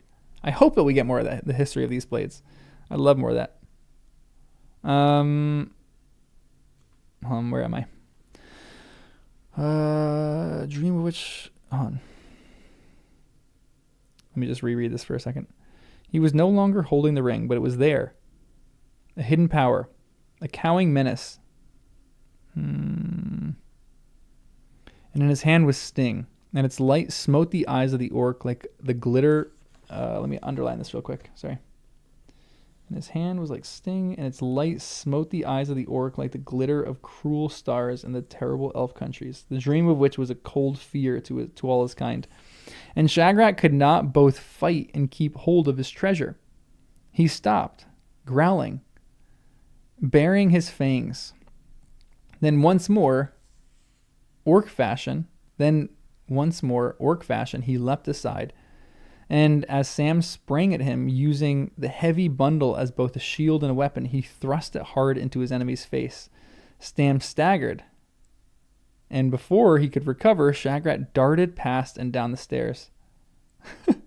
Sam ran after him, cursing, but he did not go far. Soon the thought of Frodo returned to him, and he remembered that the other orc had gone back into the turret. Here was another dreadful choice.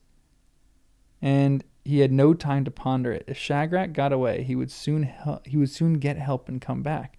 If Shagrat got away, if Sam pursued him, the other orc might do some horrible deed up there. And anyway, Sam might miss Shagrat or be killed by him. He turned quickly and ran back up the stairs. Wrong again, I expect, he sighed. But it's my job to go right up to the top first, whatever happens afterwards. That's an interesting decision that he has to make here. Honestly, I feel like this chapter is more filled with the decisions of the choices of Master Samwise than the previous. Shagrat is greater than Sam? No way. Sam is great in this chapter. He's like going to have decision fatigue soon. He's got to make a lot of decisions. Away below, Shagrat went leaping down the stairs and out over the court and through the gate, bearing his precious burden. If Sam could have seen him and known the grief that his escape would bring, he might have quailed. But now his mind was set on the last stage of his search. He came cautiously to the turret door and stepped inside. Wait, bearing his precious burden. Hold on. So, maybe I missed that.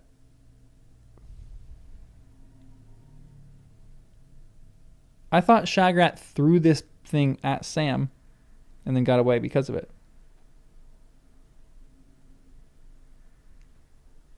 Or he just used it as a shield. He thrust it into his enemy's face. And then I'm sure he just like bashes him and then Dips. Okay. I read that as through rather than thrust. Thank you. He shoved it with him. Interesting. So he still has it. Okay. I'm guessing that is the cloak, the blade, and the mithril. I'm guessing that's what it is. I'm guessing we'll find out. He came cautiously to the turret door and stepped inside. It opened into darkness, but soon his staring eyes were aware of a dim light at his right hand. It came from an opening that led to another stairway, dark and narrow. It appeared to go winding up the turret along the inside of its round outer wall. A torch was glimmering from somewhere up above. Softly, Sam began to climb. He came to the guttering torch, fixed above a door on his left that faced a window slit looking out westward. One of the red eyes that he and Frodo had seen from down below by the tunnel's mouth. Quickly, Sam passed the door and hurried onto the second story, dreading at any moment to be attacked and to feel throttling fingers seize his throat from behind. He came to the next window, looking east, and another torch above the door to the passage through the middle of the turret. Through the middle of the turret. The door was open. The passage, dark save for the glimmer of the torch and the red glare from the outside, filtering through the window slit. But here the stair stopped and climbed no further. Sam crept into the passage. On either side there was a low door. Both were closed and locked, and there was no sound at all. A dead end, muttered Sam. And after all my climb, this can't be the top of the tower, but what can I do now? He ran back to the lower story and tried the door. It would not move. He ran up again, and sweat began to trickle down his face. He felt that even minutes were precious, but one by one they escaped, and he could do nothing. He cared no longer for Shagrat or Snagga or any other orc that was ever spawned. He longed only for his master, for one sight of his face or one touch of his hand. I love that. At last, weary and feeling finally defeated, he sat on a step below the level of the passage floor and bowed his head into his hands. It was quiet, horribly quiet.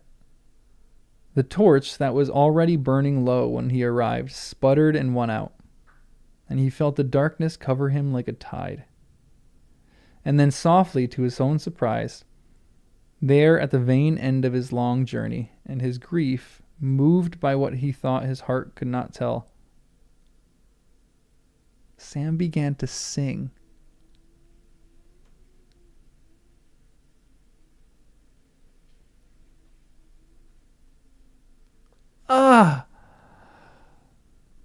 This is crushing.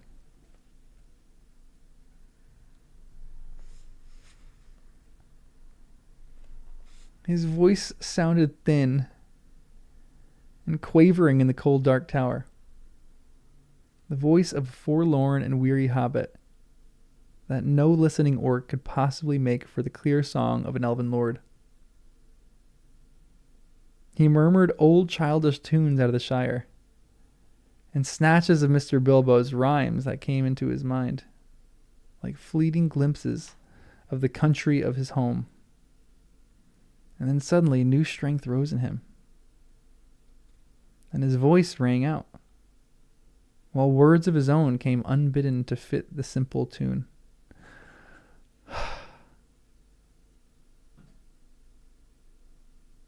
So he's making up a song here?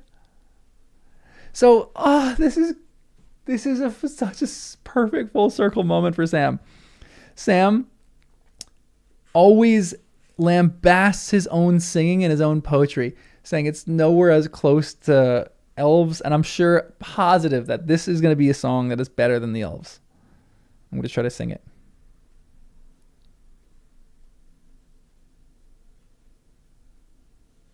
I need to write a few notes for this. Hold on one second.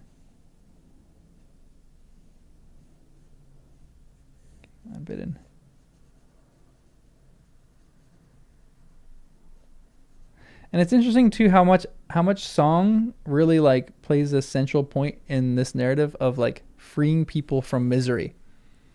Um, they're saved by Tom Bombadil because they sing the Tom Bombadil song. I think the ultimate message of The Lord of the Rings is the world will be saved by song. Just sing a little bit more. The BBC actor in the radio play does a good job of singing this one. I'm so excited to actually listen to that. I think it's gonna be so fun. There's a legend of Richard the Lionheart was found by a friend who had a song that only the two of them know. I love that. Blondin. Lord of the Rings karaoke for sure needs to be a thing. How great would that be? In western lands beneath the sun, a flower may rise in spring.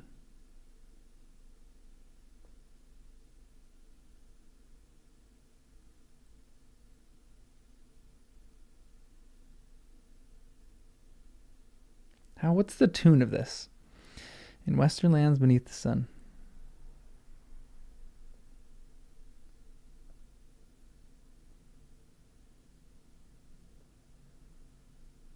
The trees.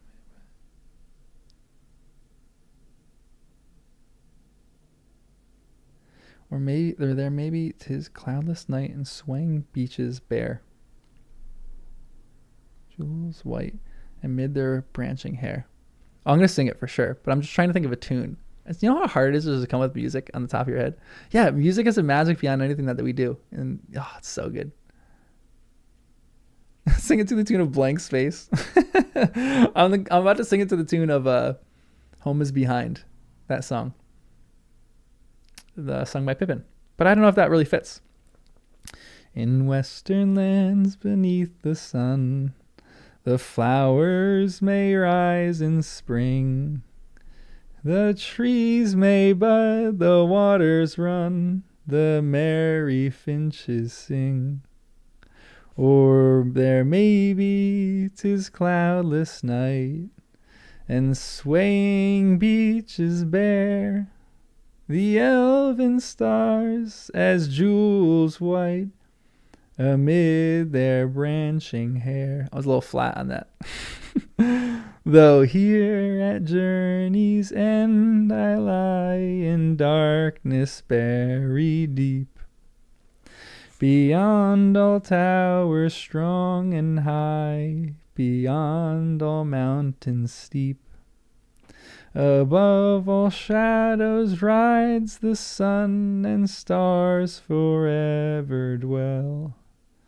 I will not say the day is done, nor bid the stars farewell. Oh, what a good ending to that song! I will not say the day is done, nor bid the stars farewell. That's the best song in all of Lord of the Rings.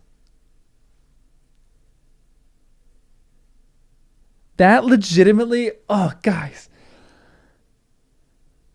Just for the sentimentality of that and how Sam just does this spontaneously and comes up with these bars. Like the idea, my favorite song is the Song of Durin. Has forever been my favorite song in this entire tale. And it was just replaced by this song. This is so phenomenal. No, there was an ad while I was singing. Darn it. Come on. Ads, what the heck? In western lands beneath the sun, the flowers may rise in spring. The trees may bud, the waters run. The merry finches sing. Oh, it's like gardening too. Or there maybe 'tis cloudless night, and swaying beaches bare, the elven stars as jewels white amid their branching hair. Though here at journey's end I lie, in darkness buried deep. This stanza, though here at journey's end I lie, in darkness buried deep. Beyond all towers strong and high, beyond all mountains steep. Above all shadows rides the sun, and stars forever dwell. I will not say the day is done, nor bid the stars farewell. This is so good. Oh my gosh, that is so good. Above all shadows rides the sun, and stars forever dwell. I will not say the day is done, nor bid the stars farewell. This is like my favorite poem now. It reminds me of a better version of the Rage Against the Dying of the Light poem. This is a better version of that. What the heck? Why is this so good? This is a poem. Never give up. If ever I'm feeling depressed and sad, I'm going to read this poem. This is the best poem that he's ever written. Oh, I want to just sit and analyze this. I'm making a whole video about this.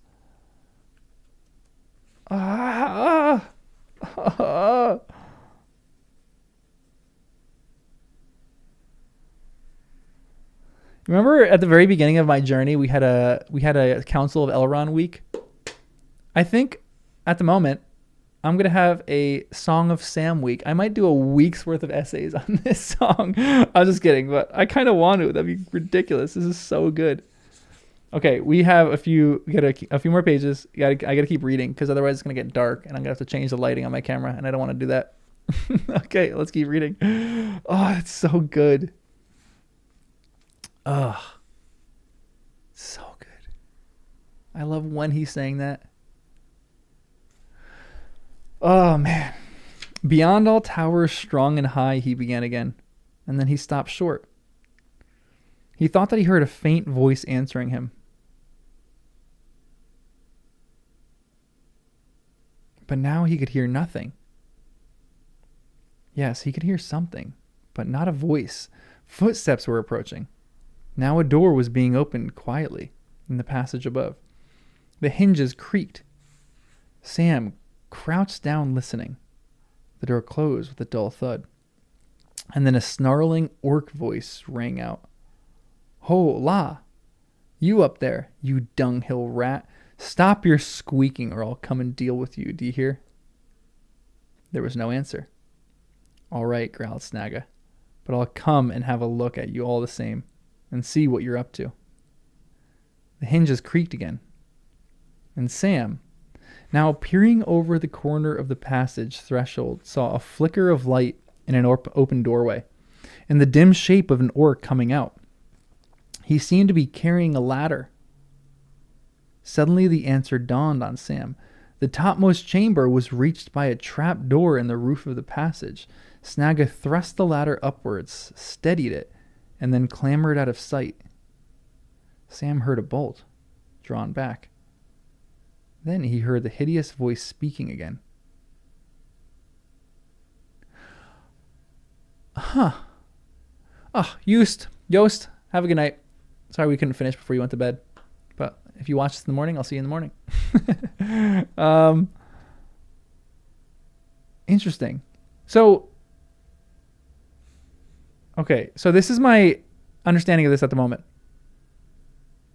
Frodo was answering him in song. Wait, what am I missing here?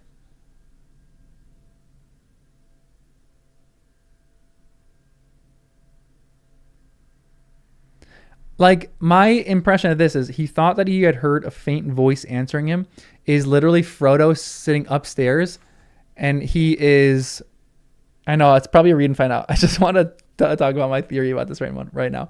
It's Frodo singing in reply to him or like harmonizing with him. And why can't Snagga hear Frodo, or why can't he hear Sam and not Frodo? Or maybe he just thinks that Sam singing is Frodo. That's probably what it is. That's my guess. Okay, sorry. I'm gonna keep reading. Let's keep going. You lie quiet or you'll pay for it. You've got You've not got long to live in peace, I guess. But if you don't want the fun to begin right now, keep your trap shut. See? There's a reminder for you. There was a sound like the crack of a whip. That's going to make Sam mad. At that, rage blazed in Sam's heart to a sudden fury. He sprang up, ran, and went up the ladder like a cat. His head came out in the middle of the floor of a large round chamber. A red lamp hung from its roof. The westward window slit was high and dark. Something was lying on the floor by the wall under the window. But over it, a black orc shape was straddled. It raised a whip a second time, but the blow never fell. With a cry, Sam leapt across the floor, sting in hand. The orc wheeled round, but before it could make a move, Sam slashed its whip from its arm. Howling with pain and fear, but desperate, the orc charged head down at him. Sam's next blow went wide, and thrown off his balance, he fell backwards, clutching at the orc as it stumbled over him. Before he can scramble up, he heard a cry and a thud. The orc in its wild haste had tripped on the ladder head and fallen through the open trapdoor. Sam gave no more thought to it. He ran to the figure huddled on the floor. It was Frodo.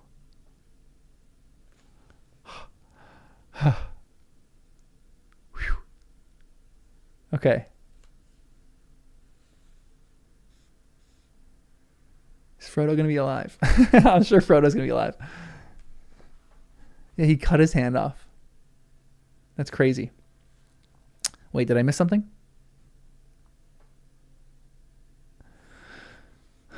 Frodo. Rest in peace, Frodo. He was naked. Huh? Lying as if in a swoon on a heap of filthy rags. His arm was flung up, shielding his head. Oh. And across his side there rang an ugly whip wheel. Frodo! Mr. Frodo, my dear! Cried Sam, tears almost blinding him. It's Sam! I've come! He half lifted his master and hugged him to his breast. Frodo opened his eyes. Am I still dreaming? He muttered. But the other dreams were horrible. You're not dreaming at all, Master, said Sam. It's real. It's me. I've come. Oh.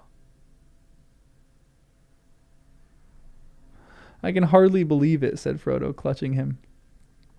There was an orc with a whip, and then it turns into Sam. Then I wasn't dreaming at all when I heard that singing down below.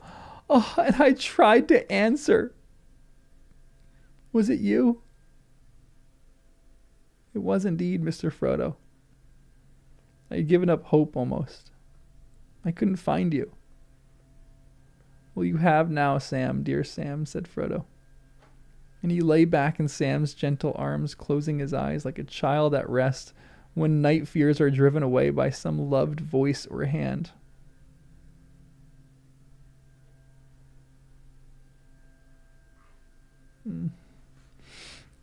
Sam felt that he could sit like that in endless happiness, but it was not allowed.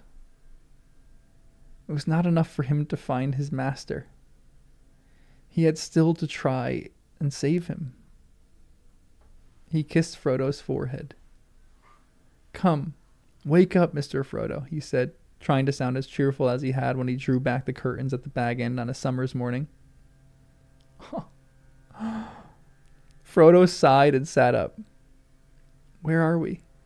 How did I get here? He asked. There's no time for tales till we get somewhere else, Mr. Frodo, said Sam. But you're in the top of that tower. You and me saw from away down by the tunnel before the orcs got you. How long ago that was, I don't know.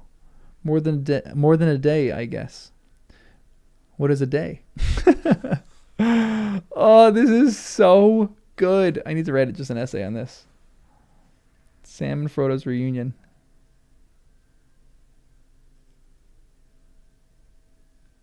Oh, this is so good.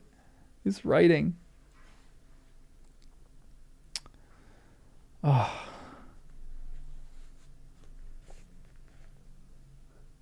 Man, come on, Tolkien. What are you doing to me? Only that, said Frodo. It seems weeks. Oh.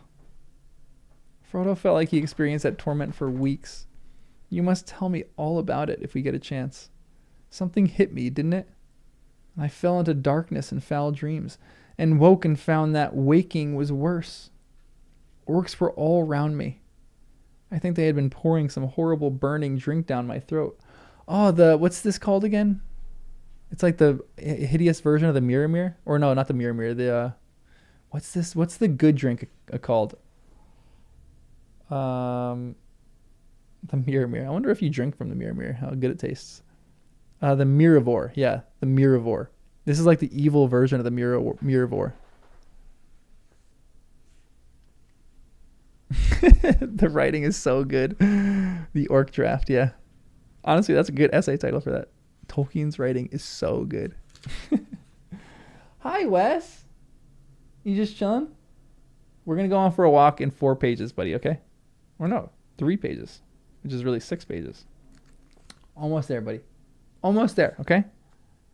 Oh, this is so good, guys. What if you drink the Mirror of Galadriel? That'd be a great essay for that one. What if you drink the Mirror of Galadriel? Well, a second. Let me turn the sun's going down. I gotta turn my light a little bit better. Maybe one more, because it's getting light in the story, so we gotta turn the light up in the stream. Only 2 to 3 more hours. No. There's like another hour at least. At most, I mean. Wes, you all right, buddy? You want to go for a walk? I know. They thrust some horrible drink down my throat. My head grew clear, but I was aching and weary. They stripped me of everything, and then 2 great brutes came and questioned me until I thought I should go mad, standing over me, gloating, fingering their knives. I'll never forget their claws and eyes. You won't if you talk about them, Mr. Frodo, said Sam. Aw. And if we don't want to see them again, the sooner we get going, the better. Can you walk? Yes, I can walk, said Frodo, getting up slowly. I am not hurt, Sam. Only I feel very tired, and I have a pain here. He put his hand under the back of his neck, above his left shoulder. He stood up, and it looked to Sam as if he was clothed in flame. His naked skin was scarlet in the light of the lamp above. Twice he paced across the floor. That's a weird paragraph.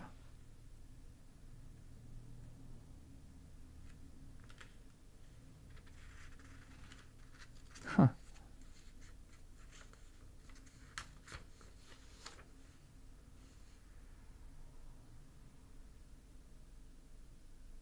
Oh, is this just a reflection of the red light then?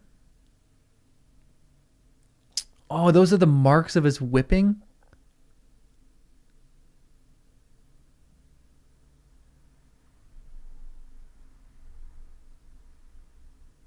Or where Shelob stabbed him? There's a lot of stuff. Reflection of the red light. There's probably a lot. This is tragic. That's actually a sad sentence now. He was clothed in flame. That is actually a really tragic sentence. Scarlet in the light of the lamp above. Okay.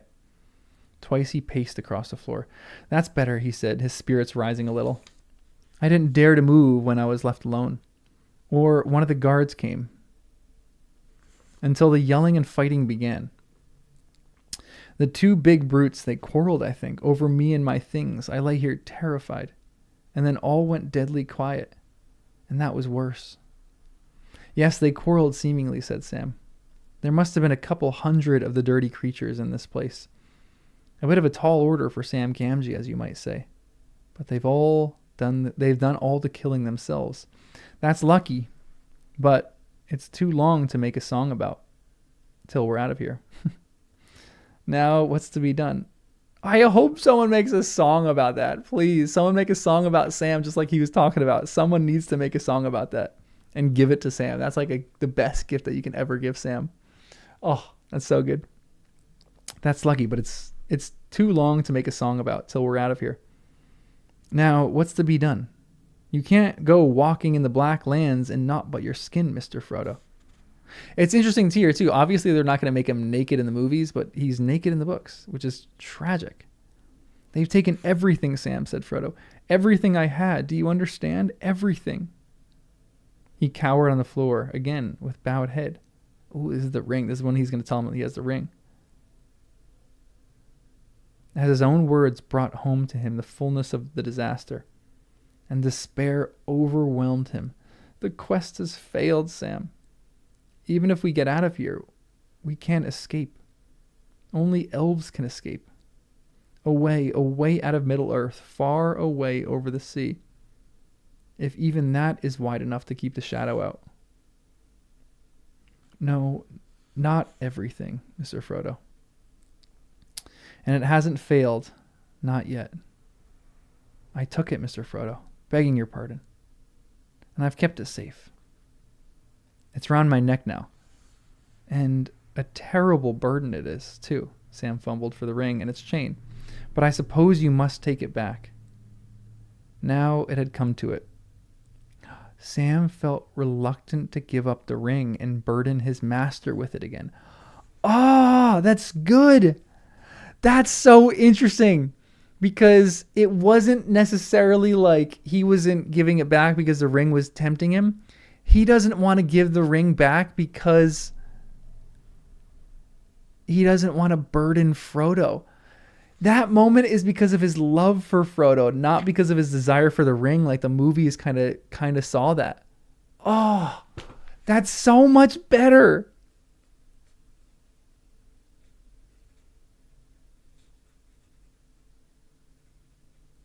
Oh, Sam is the best. Sam's my favorite Hobbit.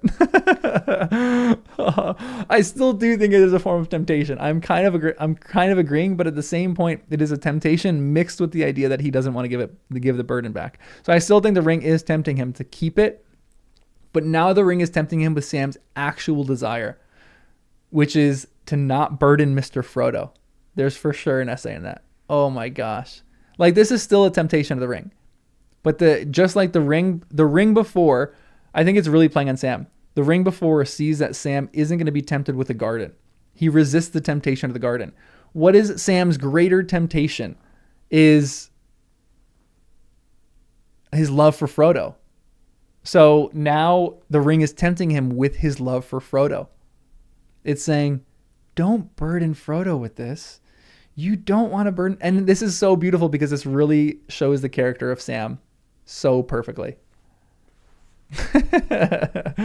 Oh, this is just so excellent. I love this so much. Everyone, hold on one second. I gotta take a picture of my dog and then send it to you because this is him right now. This is so cute. Everyone, look. This is him. He's enjoying the read upside down.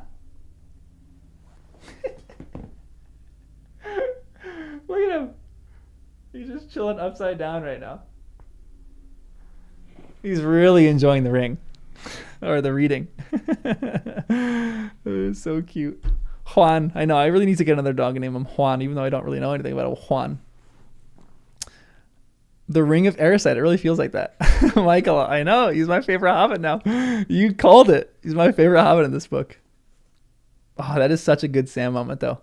Oh, so good. All right, let's keep reading.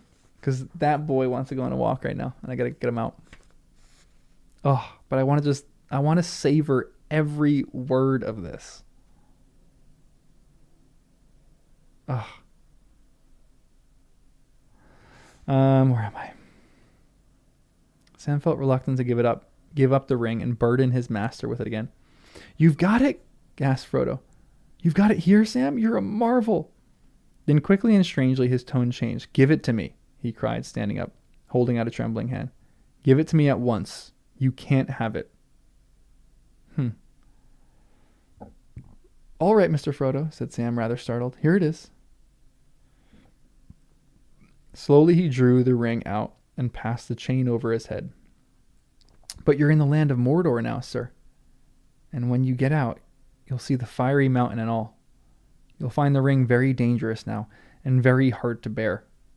If it's too hard a job, I could share it with you. Maybe. No, no, cried Frodo, snatching the ring and chain from Sam's hand. No, you won't, you thief.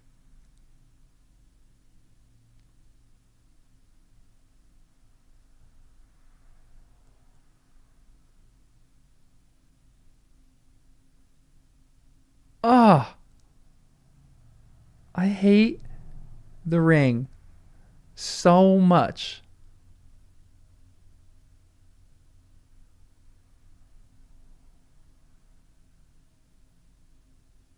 He panted, staring at Sam with eyes wide with fear and enmity.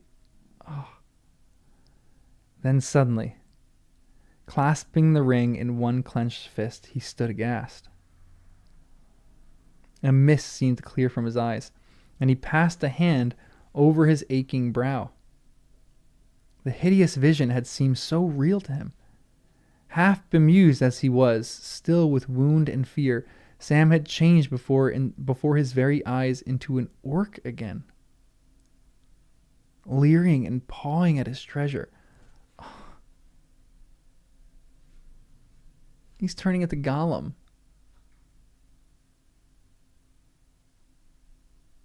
I hate the ring so much. It's breaking these guys apart. Leering and pawing at his treasure, a foul little creature with greedy eyes and slobbering mouth. Ugh. Yeah, he was hallucinating. But at the same point, I think this is the ring forcing him to hallucinate, but this is it's playing on Frodo's own fear too. But now the vision had passed. Yeah, there you go, the vision. There was Sam kneeling before him, his face wrung with pain, as if he had been stabbed in the heart. Oh, tears welled from his eyes. It's interesting. The thing that breaks that is Sam's vulnerability. Oh.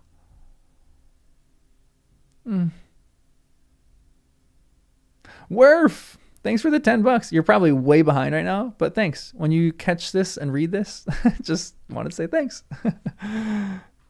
Adderall is trying so hard. The ring feels like the actual presence right now. Before it didn't necessarily feel that strong. I mean, it obviously felt strong, but now is like the ring is in its home. Like the ring has home court advantage. Maybe that's an essay. When the ring has home field advantage. Ring.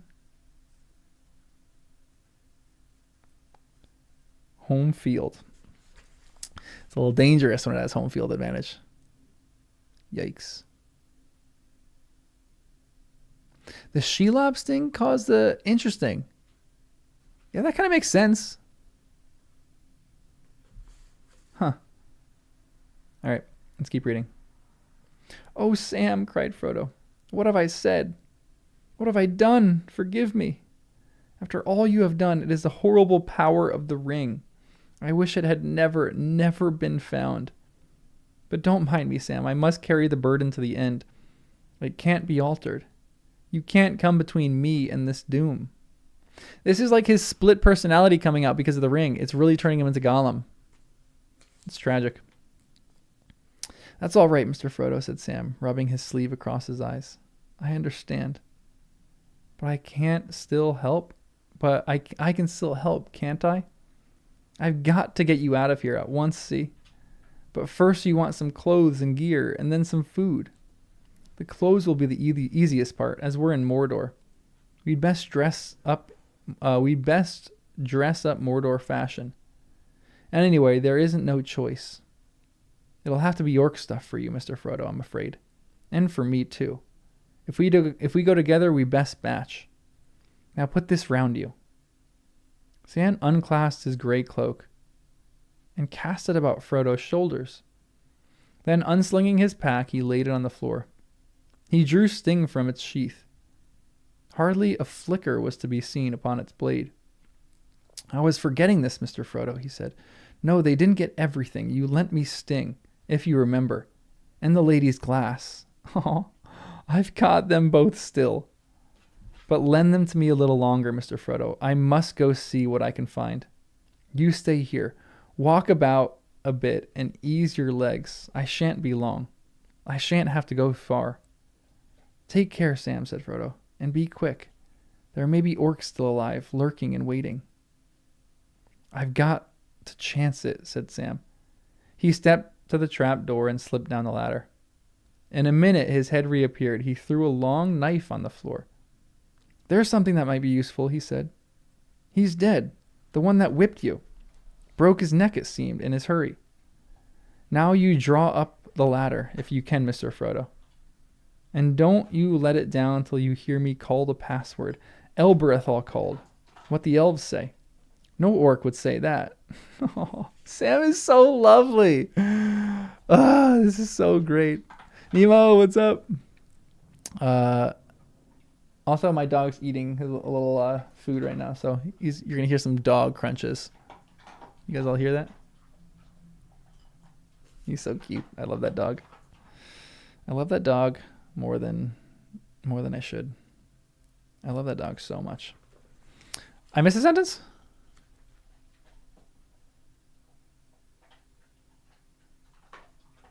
What sentence did I miss? Wait, which sentence did I miss?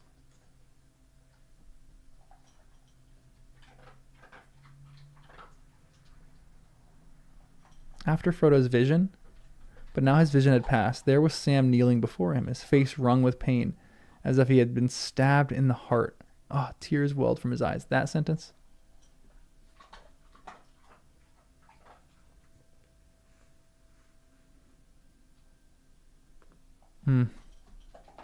Sam kneeling before him. That's an image. That's crushing. That's such a painful image, too. It's like this feels... my dog does crunch.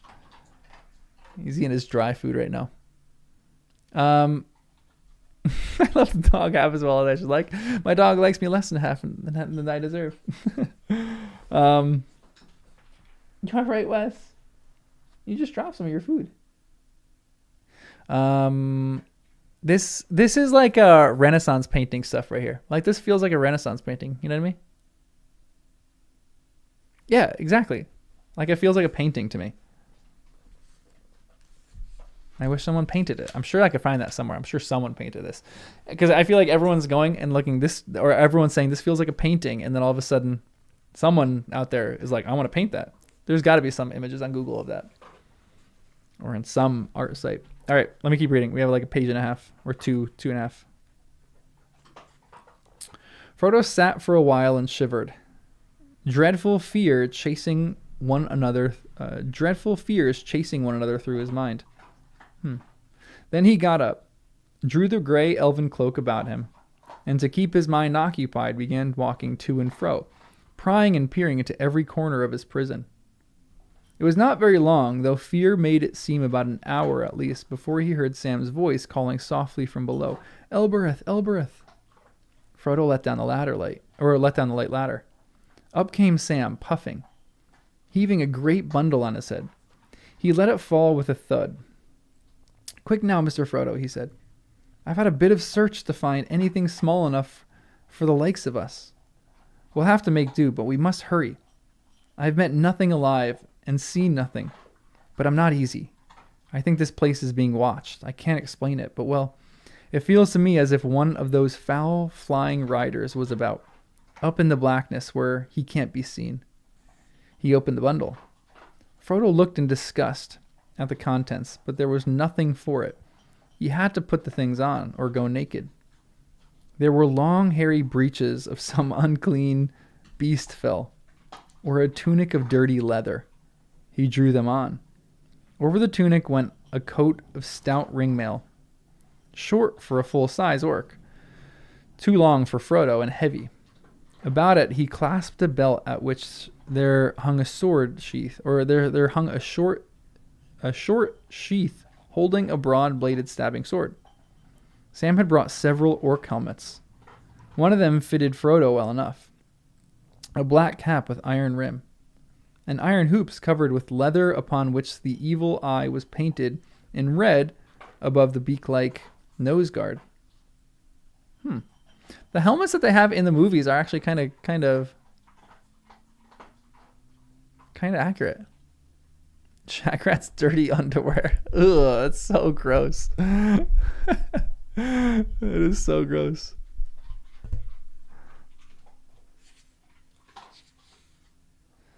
The Morgul stuff. Gorbag's gear was a better fit and better made, says Sam. But it wouldn't do, I guess, to go carrying his tokens into Mordor.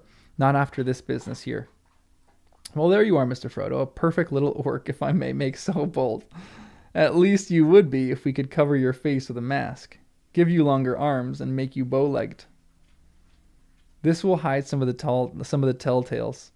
He put a large black cloak around Frodo's shoulders. Now you're ready. You can pick up a shield as we go. What about you, Sam? Said Frodo. Aren't we going to match? Well, Mr. Frodo, I've been thinking I'd best not leave any of my stuff behind, and we can't destroy it. And I can't wear orc mail over my clothes, can I? I'll just have to cover up. He knelt down and carefully folded his elven cloak. It went into a surprisingly small roll. This he put into his pack that lay on the floor. Standing up, he slung it behind his back, put an orc helm on his head, and cast another black cloak around his shoulders. There, he said, now we match. Near enough. And now we must be off. I can't go all the way at a run, Sam, said Frodo with a wry smile. I hope you've made inquiries about inns along the road. Or have you forgotten about food and drink? Aw, that's cute. They still have their Ooh, Wes, you alright? Little indigestion right there. They still have their good little senses of humor. Yeah, Sam just didn't want to wear orc stuff. He was like, I don't want to smell that bad. For sure. Wait. Someone is having open heart surgery? Oh no.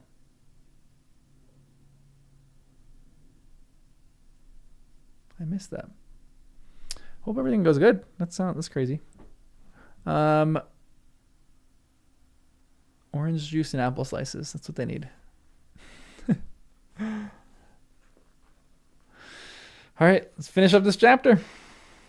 Well, it's almost done. Almost done, buddy. Mordor's second breakfast. Save me, but so I had, said Sam. He whistled in dismay. Bless me, Mr. Frodo, but you've gone and made me thirsty and hungry. I don't know when drop or morsel last passed my lips. I'd forgotten it trying to find you. But let me think. Last time I looked, I'd got about enough of that whey bread and of what Captain Faramir gave us to keep me on my legs for a couple of weeks at a pinch. But if there's a drop left in my bottle, there's no more. That's not going to be enough for two. Now how? Don't orcs eat? Don't they drink? Or do they just live on foul air and poison? No, they eat and drink, Sam. The shadow that bred them can only mock. It cannot make. Ah, interesting. The shadow that bred them can only mock. It cannot make. That's a really interesting line. There's an essay about that.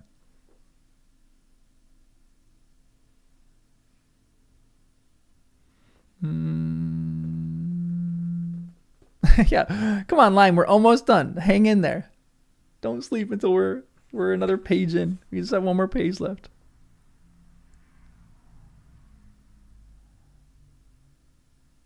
That's an important quote. Interesting. Okay, dropping a little bit of lore there. All right. Let's read so that people can go to sleep over in the European lands. Not real new things of its own. I don't think it gave life to the orcs. It only ruined them and twisted them. And if they are to live at all, they have to live like other creatures, other living creatures. Foul waters and foul meats they'll take, if they can get no better. But not poison. They've fed me, and so I'm better off than you. There must be food and water somewhere in this place. But there's no time to look for them, said Sam. Well, things are a bit better than you think, said Frodo.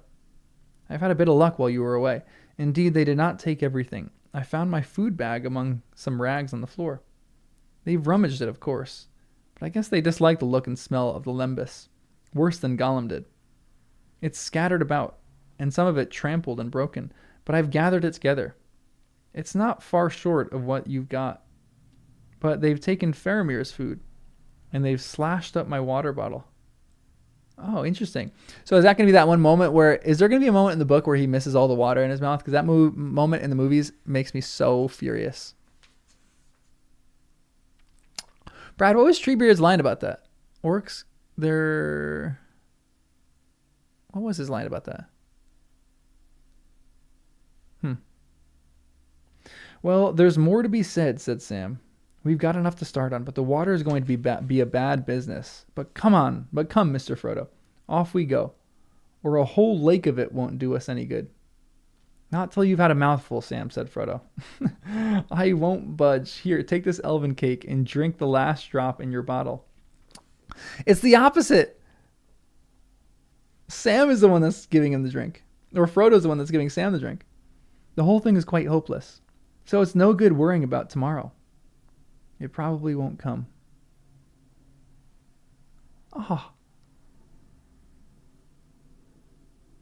That's a sad play on the idea of don't worry about tomorrow. Tomorrow has enough worry on its own. Because don't worry about tomorrow. It probably won't come. Oh, that is tragic. That's sad. All right, we have one more section to read, and then we're done.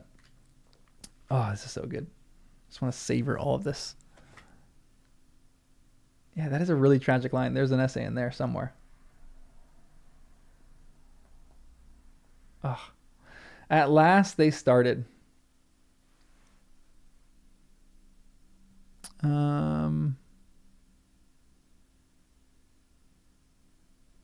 Wes's bladder, the European eyelids, or the end of the chapter? Who will drop first? Or my bladder. I gotta pee really bad. Let's finish this. I'm gonna finish this in one go. Let's do this. This is gonna be my biggest chunk of reading ever. At last they started. Down the ladder they climbed, and then Sam took it and laid it in the passage beside the huddled body of the fallen orc. The stair was dark, but on the rooftop the glare of the mountain could still be seen, though it was dying now to a sullen red. They picked up 2 shields to complete their disguise and went on. Down the great stairway they plodded. The high chamber of the turret behind, where they had met again, seemed almost homely. They were out in the open again now, the terror running along the walls. All might be dead in the tower of Cirith Ungol, but it was steeped in fear and evil still. At length they came to the door upon the outer court, and they halted.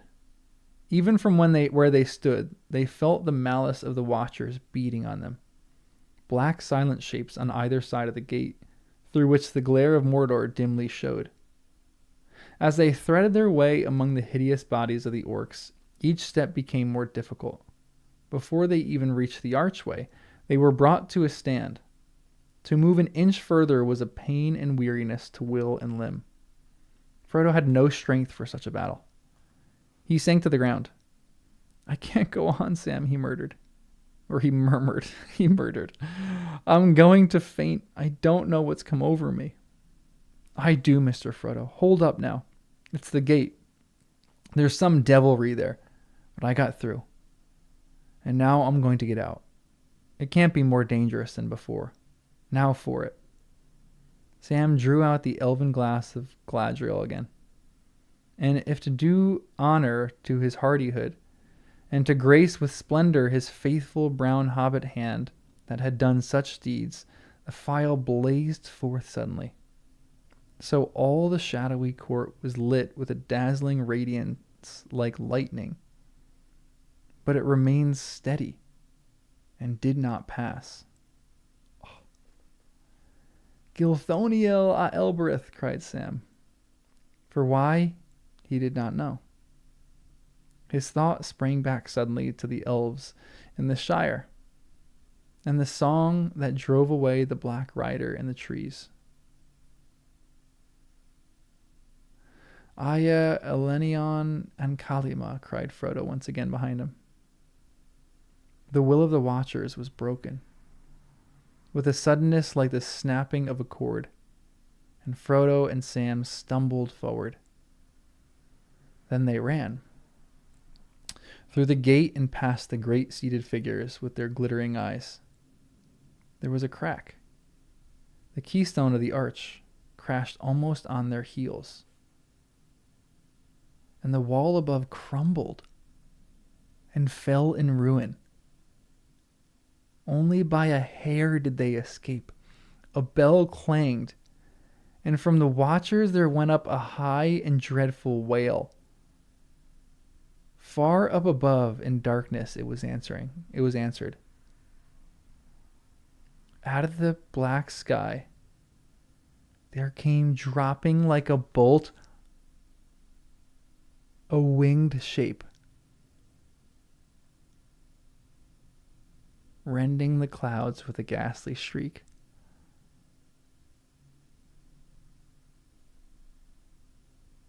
What the heck?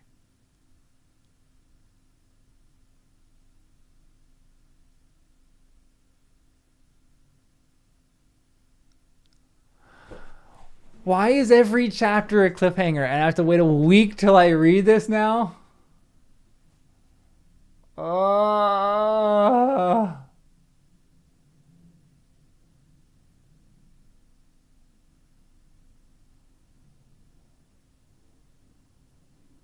What the heck?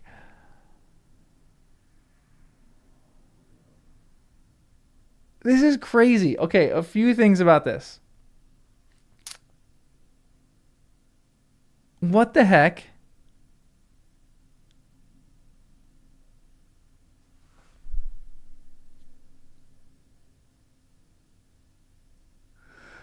Oh, this is brutal. What the heck is going on? Okay, real quick. First of all, as I was reading through this last section, I have a few thoughts. The first, potentially, one of the reasons why Frodo might be feeling to the degree with which he feels right now about the power of the ring is because he doesn't have the phial of Galadriel on his person. Sam has it and is therefore able to resist it easier, but Frodo carried the phial and he carried the ring. So potentially, were they counteracting with each other to some degree? Or do they counteract each other? Will Sam continue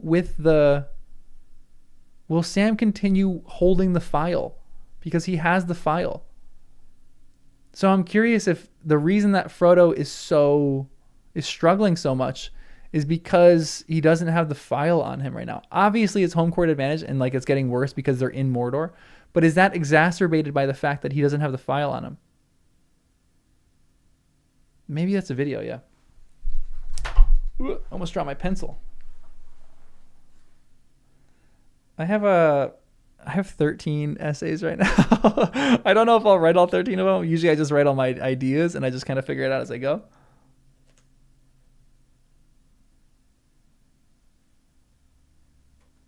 The phial and the ring. Okay, so that's my thought on that. I know Frodo is really worn down, but it does too feel like a combination. Frodo's hallucination passes use the same words that Boromir did after he tried to take the ring. What have I said? What have I done? No way! Oh, that's so good. I need to write an essay about that now too. That's number 14. Come on. I don't have any more room on my page.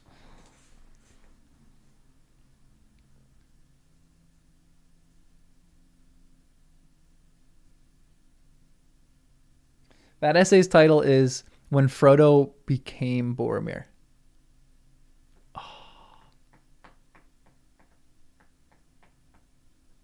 Oh, that's so good. Whoa, Lemmy, you've been subscribed since March? That is literally when I started reading Lord of the Rings. That's actually impressive. That's not bad at all. Lee, I love that you also have been listening since last week, but you've almost caught up to the essays. You only have a few more. That is unbelievably impressive because I have hours of essays. But that's an interesting thing. Also, there's, if I didn't catch it, Sam did give up the ring, and Frodo took it. Sam didn't give up the ring, Frodo took it? Yeah, restarted. And so, okay, so I need to reread that. I'll reread that section in a bit. Another question that I have, I don't remember this. Is this talking about a Nazgul? Because it says, and the song that drove away the Black Rider in the trees. Is this lore that I don't know?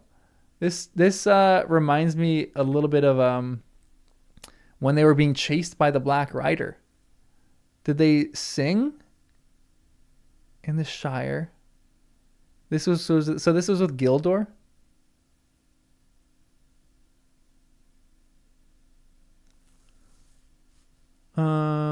Gildor. So Gildor sings. So it really seems like song wins in some way.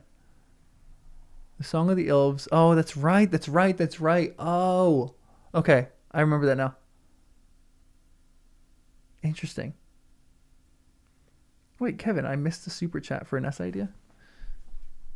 Was I so keyed into my reading that I missed something?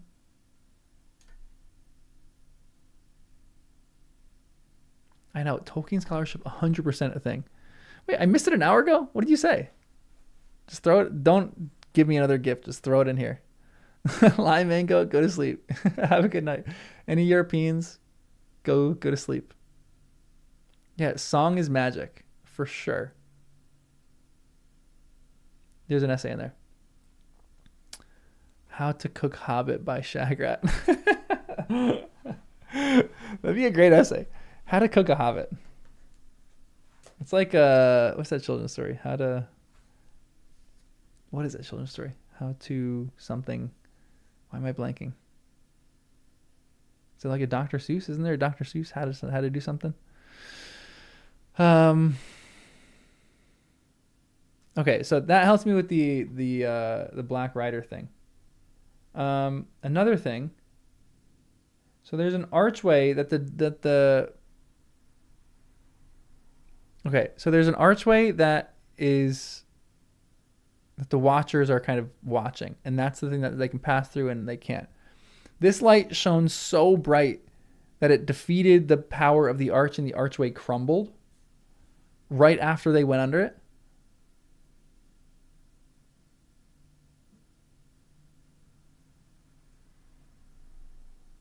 The will of the Watchers was broken with a suddenness like the snapping of a cord. And Frodo and Sam stumbled forward.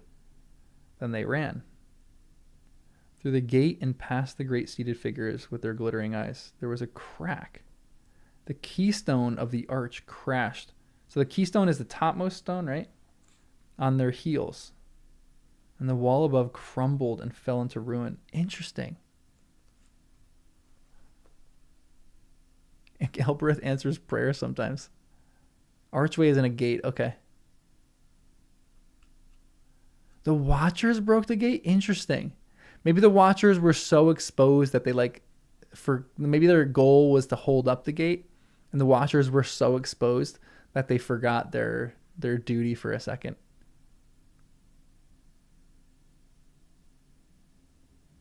Only by a hair did they escape.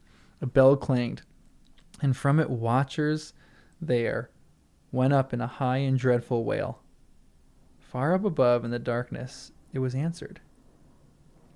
Out of the black sky there came dropping like a bolt a winged shape, rending the clouds with a ghastly shriek. The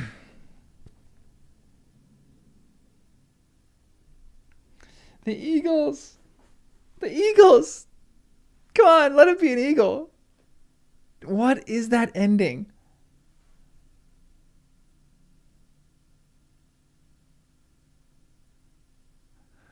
There was a winged eagle above.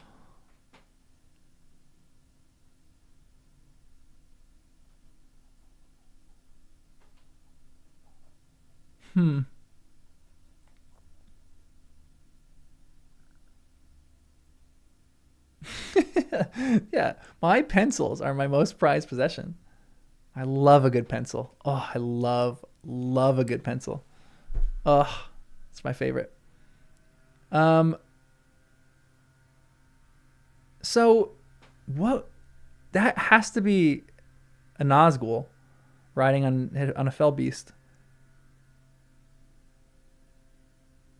How are they gonna get out of that?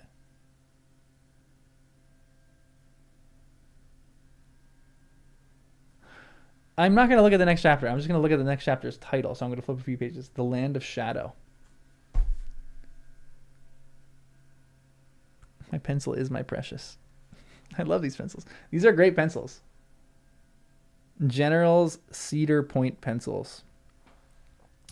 They're phenomenal pencils. It's not going to focus on a pencil. Nope. But I love a good pencil. Find out more next week. Yeah, I know. It literally feels like that. Read the part about Sam giving. Yeah, I need to reread that. That's going to be for sure something that I actually reread. I'm going to go take Wes for a walk, and then I'm going to come back and reread that section. Because the idea of giving versus taking, it's interesting. I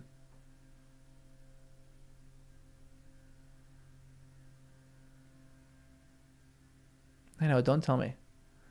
Why is every single chapter now a cliffhanger? It is killing me that every single chapter is just this massive cliffhanger.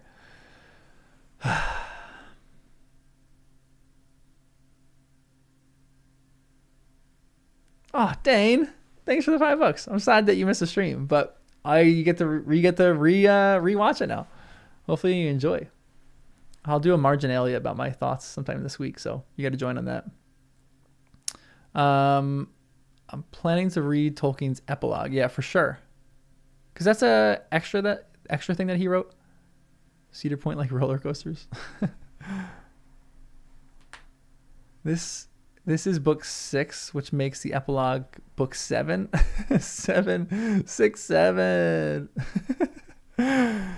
Is that an unfinished chapter they wrote? I remember you guys telling me something about that. Man. The epilogue should be after the last chapter in your book. Okay. Should I take a little peek?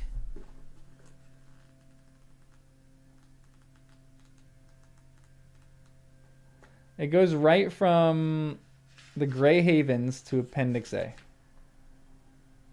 So I'll figure that out when I get there. We're still a few weeks away from that. So we'll get there when we get there. Yeah, if that happens, you guys have to kind of guide me through my read. So if there's like a good epilogue that happens, let me read that before I read the appendices or something like that. I'll find that too. I'll get a copy of that somewhere and then read that on stream. So I'll definitely read that. Man, what a good chapter. Guys, this Tolkien really knows how to write. He's a pretty good writer. I think February. I'm thinking I'm gonna finish in February or March. That's probably the anticipated finish date. Might be a little bit later. I'm thinking potentially April because there might be a lot of essays that come out of the last few bits. We'll see. I mean, I had 14 essays written down. I probably got to whittle that down into maybe a few less, but we'll probably have a lot of essays that we write. That's bummer. His beta readers and his editors told him to cut the epilogue. So I'm pumped that there's an extra epilogue there. Yeah, send me it on Discord, or I'll find it whatever book it's in. So is it in the History of Middle Earth? So I'm gonna just get that book so I can read it. Anyway, I just want that book anyway, but I'll get that book so I can read that epilogue after I finish. So I'll read it in between book 6 and the appendices. We'll have a week where we do that and talk about it. The epilogue that wasn't published in Lord of the Rings. That'd be fun. Don't read it until I finish. That's your goal, Brett. Don't read the epilogue until I finish, and then you can read it with me and like read it for the first time and experience it for the first time with me. That'd be fun. The second version is the more polished version. Oh, there's versions of it. Okay, interesting. Wait, there's 12 volumes of epilogue? Okay, maybe I gotta slow down on that. We'll see.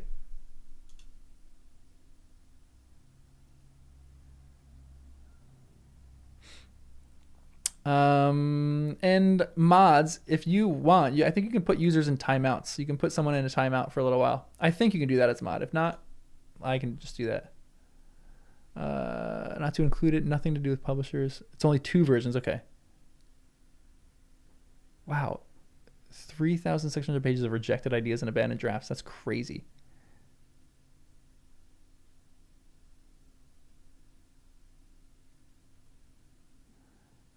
Wow, we'll get there. We'll get there soon. The nature of Middle-earth.